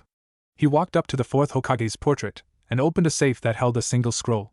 He walked to Naruto and handed it to him. "This can only be opened with your blood," he said to the blonde. He nodded and said, "Thanks, Hokage-jiji," with a genuine smile. "See ya later, Kakashi-sensei," said Naruto as he walked out the door to meet with Haku. Once he was out, Hiruzen looked at Kakashi. "So what do you have to say about his performance?" "It seems like he has been holding back more than what I thought. His kenjutsu was on par with one of the 7 swordsmen. He was still holding back some strength. His speed is at least high jonin.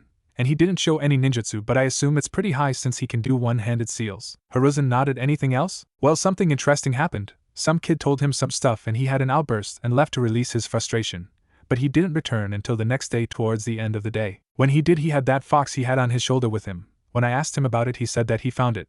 But another interesting thing is that he can talk to it. It may be a Jinchuriki thing because he's the host of the 9 Tails, and by the looks of it they get along, so it may be one of the perks. Just something I'd like to let you know. Another thing, this one is a bit worrisome. When we encountered the Demon Brothers, they attacked me, but I replaced myself with a log and let them believe I was dead so I can see their target.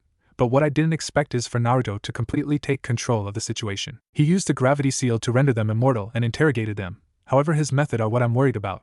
When they didn't give him the information he wanted, he chopped one of their hands off.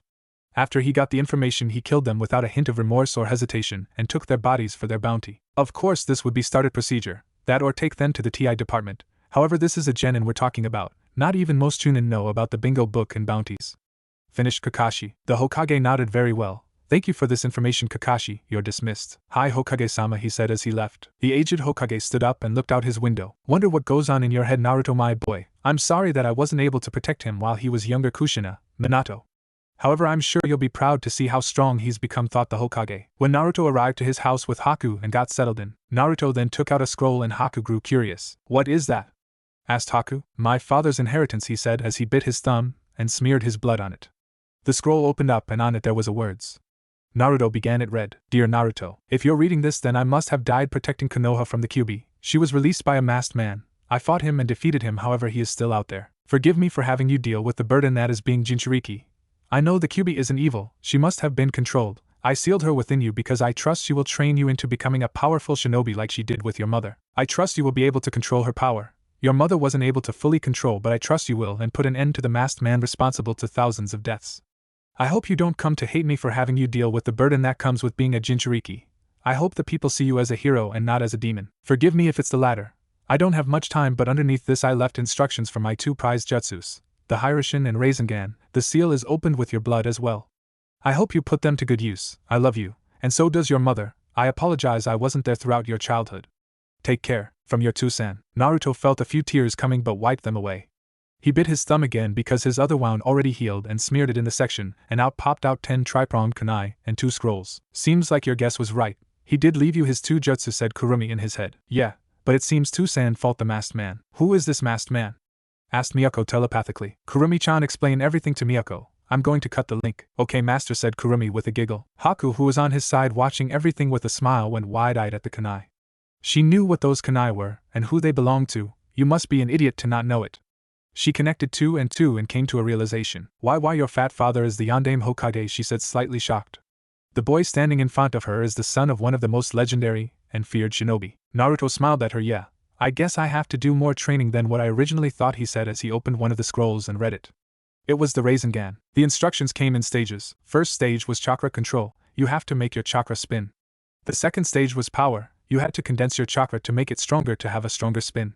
And the last stage was shape manipulation. You have to combine steps 1 and 2 and shape it into a ball. The scrolls tells you to use water balloons and a rubber ball. You have to burst the water balloons with your chakra with the first stage. For the second stage you have to burst the rubber ball with the power. And the last stage you have to combine both of them to make the shape of the ball and use the water balloon as a guide. This time you have to make sure not to burst the balloon unlike the first stage, because if you do then you don't have the shape manipulation down. Naruto decided he would practice the first 2 stages first, then the last one once he has the first 2 mastered. While Naruto was reading the skull, Haku looked at him and thought, I thought he was powerful before, now imagine how much powerful he would be if he learns his father's jutsus, she thought. Haku got put of her shock state and said, so how am I gonna train you? My chakra is sealed off and I can't show any ninjutsu because I'm a civilian. This brought Naruto out of his thoughts, then smiled and said, well, that's my little secret, he said as he made a few clones to get rubber balls and water balloons. Then he sealed his father's message and the kunai with the scrolls. Naruto grabbed her hand and left via Kamui. They arrived to a secluded area surrounded by trees, however the ground was burning and a lot of the trees nearby were burnt to a crisp along with the ground.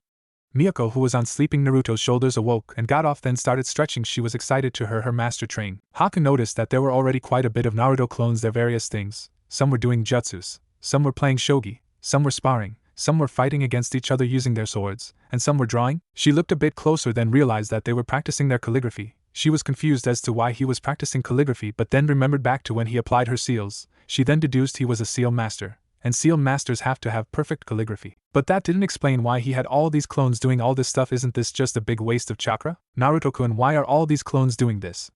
Isn't this just a big waste of chakra? Naruto looked at her confused, but then realized she didn't know the secret behind the Kagebushin no Jutsu. These aren't regular clones. They are shadow clones, and their memories come back to me upon dispelling. This was originally used for recon, but it also makes learning jutsu or building up muscle memory much faster. Every day I leave a few clones here practicing different things. I just train my body, things like my stamina, strength, and speed with gravity seals. I leave jutsus and other things like that to clones. Once the clones have them mastered, I then make sure I have them mastered when I practice them myself, said Naruto. Oh, was Haku's intelligent response. That sounded like an intense training regime. Naruto chuckled and said, well, they require a lot of chakra to make. But because I'm an Uzumaki and Jinchuriki, that isn't much of a problem, said Naruto. Haku's eyes widened at him being a Jinchuriki. How he was able to do all of that and still walk around like nothing now made sense. She's heard Jinchuriki before. They hold Bija and usually had massive chakra reserves. To hear Naruto was one didn't really affect her opinion of him, since she's heard Jinchuriki are often ostracized by their village. You're a Jinchuriki? Naruto looked at her. He didn't really mind having her know about his Jinchuriki status, along with having her know his heritage. She's not the type to have her opinion of him swayed by the fact that he's a Jinchuriki. Yes, I am. I hold the Kyubi. She was shocked to hear he held the strongest, but looked at him in awe. There was so much about him that she didn't know. All she knew is who his father was. She wanted to know more about him. Tell me, Naruto-kun, what do you fight for? Naruto was a bit taken back by the question but pondered for a moment. What I fight for, huh? There are many things I fight for, but one of the main things I fight for my ambition to bring back my mother's clan, the Uzumaki clan. I also wish to protect the people helped me and cared about me. Before I met Kurumi, I wanted to become Hokage so I can have people acknowledge me. But when I met her, and she told me about my parents, my ambition changed for what it is right now. I also wish to defeat the masked man for controlling Kurumi-chan and essentially killing my parents, said Naruto. Hearing this, Haku couldn't help but smile. But at the same time her heart felt a pang of pain upon hearing of this Kurumi person. She didn't know if she was a parental figure or if they had romantic relationship, but she decided to push that aside. What I believe is that one becomes truly strong when you fight for your precious people. When you fight to protect them. She said. Naruto looked at her. Precious people, huh? Now that I think about it, I also fight for my precious people. I already have someone precious I fight for. What do you say to becoming one of my precious people? She blushed and smiled. I would love that. However, she felt that same tug on her heart upon hearing he already had a precious person. She pushed those thoughts aside and looked around and said, where are we anyways? Kurumi showed me this place. It's apparently far away from Konoha, so we should be able to train here no problem. Her heart felt that tug again upon hearing that name again, but decided to ignore it for now. She then looked around and realized there was no water source, so she basically couldn't do anything because she didn't have enough control to make water out of the atmosphere like the Night-Aim Hokage could. She had enough control to do one-handed seals, but that's it. Naruto-kun, I can't really teach you anything here. The ground isn't soggy enough for me to use the water there, and there is no nearby water source. And I can't make ice without water, said Haku. Naruto has to resist the urge to facepalm. Not everyone can make water out of thin air like him. However, he came up with a solution. Right, hold on, let me do something, said Naruto as he walked some distance. Haku looked at him curiously. What are you doing, Naruto-kun? He just smirked and said, just watch, as he slammed his hands onto the ground and the ground in front of him began to make a deep crater. Haku looked at him, still confused on what was going on. He then clapped his hands and above the crater water began to form out of thin air and fell into the crater, making a big pool of water. Haku looked at Naruto gaping with wide eyes. What the hell is he? I've seen him use 3 affinities so far, earth, fire, and water. He can do one-handed seals and he has enough mastery to make water out without a nearby water source. He can hold his own against Zabuza-sama. His speed far exceeds mine, and now he has the instructions for the Hiraishin and Rinnegan to add to it. What is he? Considering who his father is, it isn't that surprising now that I think of it, but he is still truly terrifying. I'm just really glad I didn't make an enemy out of him, thought Haku with a slight shiver, but she was taken out of her thoughts by subject of her thoughts. Alright Haku-chan, is that enough water for you? She looked at him and nodded. Naruto nodded and made a 40 clones. 20 for the Hiraishin and 20 for the Rinnegan. The clones he sent to get the water balloons and rubber balls came back via their kamui. 20 of you study the Hiraishin seals and kunai, and 10 of you study the first stage, and the last 10 study the second stage, said Naruto as he gave the first batch of clones the kunai and scroll and gave the other the Rinnegan instructions. He turned to Haku and smirked. Let's get started then. While Naruto's training began, Hinata was in her room going over her recent mission and certain problems that arise from them, all of which were stemmed from a certain female Hayatan user. That tramp must have seduced Naruto-kun into having him bring her to Konoha. Yes, that's it. Why else would he do it? She's a civilian. Why would Naruto-kun pay attention to a civilian? She must have seduced him. Don't worry, Naruto-kun, I'll free you from her claws. She is a civilian after all, she thought darkly. Hayatan, Hyoryu no Jutsu, Ice Release, Ice Dragon Jutsu, said a blonde as he formed a one-handed seal out of thin air. Water began to form, and as it appeared it froze, and it began to take the form of a frozen dragon. It was hovering behind Naruto, glaring at the tree in front of it with its white glowing eyes. It then thrust forward towards the tree. On impact it froze. The tree then broke into hundreds of small ice shards. If that was a person, they would have been dead, mused a black-haired female as she looked at the tree's broken remains on the floor. Yeah, I know for sure. I certainly wouldn't want to come in contact with this jutsu, replied Naruto. He turned to look at Haku. Since she arrived, she hadn't changed her appearance much. She only changed her colorway. Her pinstripe shirt and long skirt was now white and had a white haori with light blue trimming. On her waist was a light blue sash that hung like her old one. Naruto also made her a mask like the one she had, but without the Kiri emblem, and instead of red design it was light blue like her haori. She hid it inside her haori because people would question you if you had a mask hanging for everyone to see, and like Naruto, she can't just make it disappear and appear. And she still had her hair in a bun with 2 locks framing her face. It's been a month and a half since Naruto started his training with Haku. He's now taught him every Hayatan jutsu she knows except one. However, she would wait until the next day to show it to him. One thing that was on Haku's mind right now is that his stamina was insane. They've been training for 4 hours and she's had to take multiple breaks, and he hasn't stopped. However, the thought of his insane stamina started drifting Haku's train of thought into different, more inappropriate thoughts. Her face became crimson red, but she had her naughty thoughts were cut short by a certain blonde. While Haku was indulging herself in naughty thoughts, Naruto felt the sensors he had in front of his house go off, meaning someone was coming to visit him. He had seals all around his house that flare when someone is near them. That way when someone is coming they alert him, and he can go back without raising suspicion. Haku-chan, someone's here, said Naruto. Miyako's ears perked up and ran to Naruto and climbed on his shoulder. She didn't want to get left behind again like last time. Haku was pulled away from her improper thoughts and nodded. Then Naruto walked up to her and grabbed her hand, then they disappeared in a swirl. When they arrived they heard the knock on the door. Upon opening it, it revealed the form of Hinata, who noticed something the moment she laid eyes on both of them. Naruto and Haku both failed to notice something. They were both sweaty and panting from training, and not to mention Haku was still slightly flushed from her previous vulgar thoughts. However, Hinata didn't know about their training, so the sight of a sweaty, winded, and in Haku's case flushed. Naruto and Haku gave her a slightly different impression. Hinata grit her teeth and clenched her fists, had to resist the urge that was yelling at her to kill Haku on the spot, and decided that she would save that for a later date, when Naruto isn't present. Through grit teeth she said, "Naruto-kun, Kakashi-sensei wants us to meet up at Training Ground 7 in an hour. He has something to tell us." "Okay, Hina-chan, I'll be there," replied Naruto. She nodded and walked out, not before giving Haku a cold look that spoke many levels of death. Naruto and Haku sighed. "Naruto-kun, we have to do something about her. I have a feeling she will try to do something to me, and I really don't want to fight her." Naruto wasn't an idiot. He knew about Haku and Hinata's current relationship. He also knows about Hinata's feelings for him. He also knows about Haku's feelings towards him. He has to do something because he can't have two of the people he cares about at each other's throats. Well, it's mostly one-sided on Hinata's side. Haku was also aware that if she ever gets a chance to be with him, she'll have to share him with other people. She doesn't mind, but it'll be a bit harder to get that thought through Hinata's head since she obviously doesn't want to share him. "Yeah, let's just leave it like that, and if she tries anything I'll have a talk with her and explain everything." Haku nodded. "Well, I'm going to shower and get ready. You're welcome to peek," said Naruto as he began to walk into the bathroom with Miyako following suit. Haku now sported a full-face blush. She still hasn't gotten used to his teasing. This past month and a half she's gotten close to Naruto. She wants to tell him how she feels, but she feels like it's too soon. However, there have been many times she's tempted to take up on his offer. Even though she also grew fond for Miyako, she's jealous that she enters that bath with Naruto. Earlier that day, in a room where all the Jonin senseis of every genin squad, the Hokage and a few academy teachers, Hiruzen, seeing that everyone was present, began to speak. "As you may know, the Chunin exams are being held in Konoha in a few days. I want to know which senseis are going to be submitting their squads to participate." As the Hokage finished speaking, the Jonin senseis began nominating. "I, Kakashi Hatake, nominate Team 7 for the Chunin exams. I, Kurina Yuhi, nominate Team 8 for the Chunin exams. I, Might Guy, nominate Team 9 for the Chunin exams. I, Asuma Saratobi, nominate Team 10 for the Chunin exams." That's when Irika stepped in to voice his complaints. Whoa, are you really nominating this year's graduates for the Chunin exams? It hasn't even been 5 months since they've graduated. The Chunin exams are dangerous." Kakashi looked at Irika and said, "No offense, Irika, but there are students now, not yours. If we deem them fit for this exam, then we can nominate them if we wish.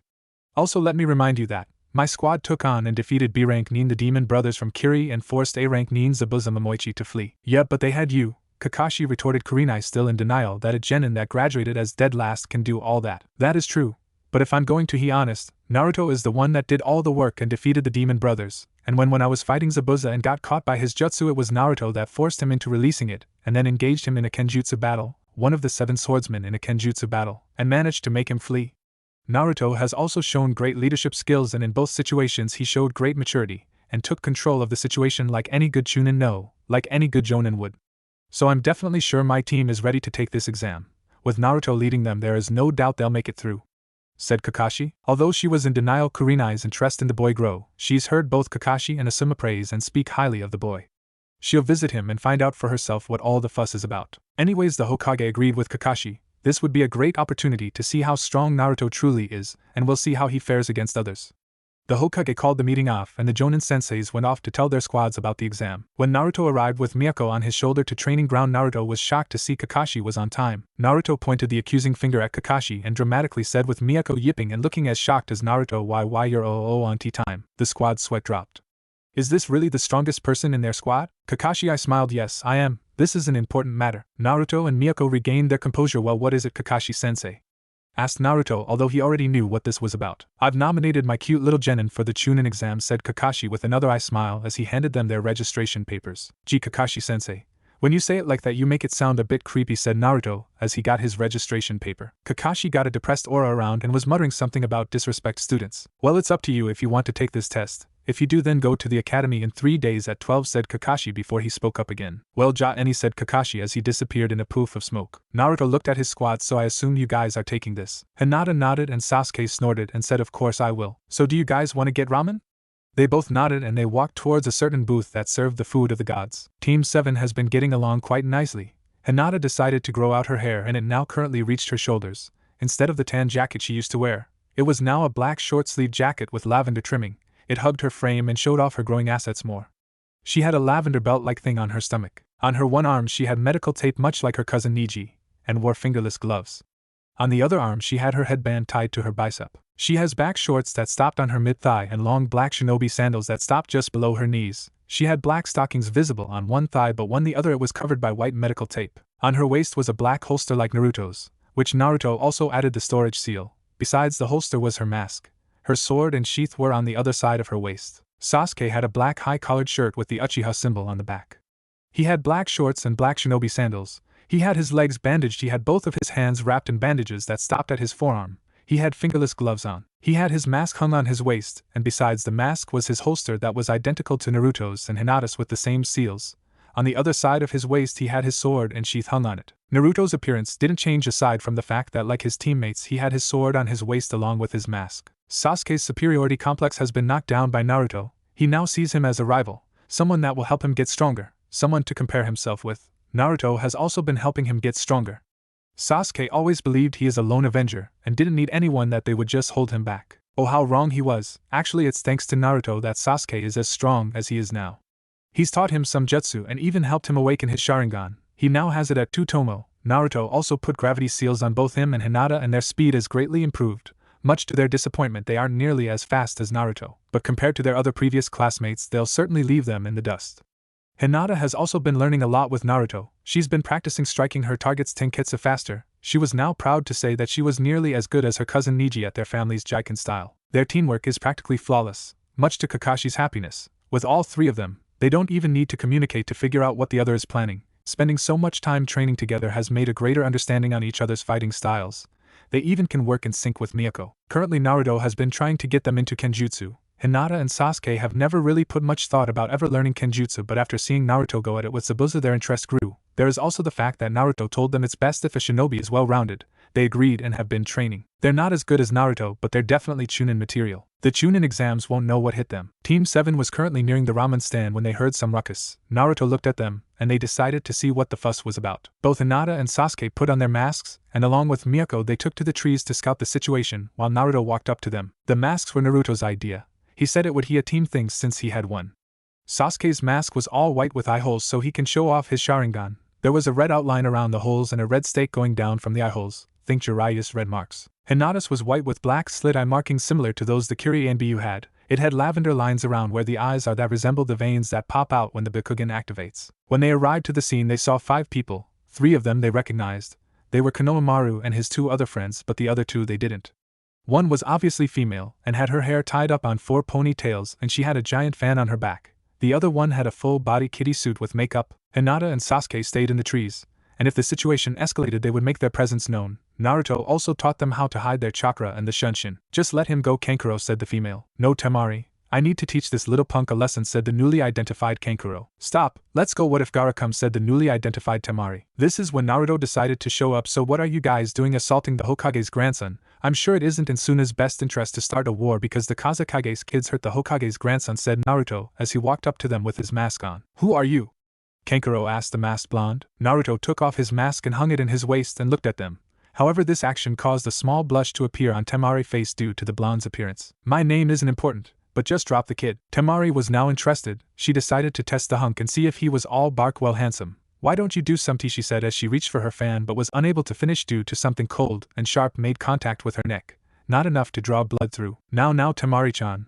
I would really hate to become a criminal for killing the Kazekage's children.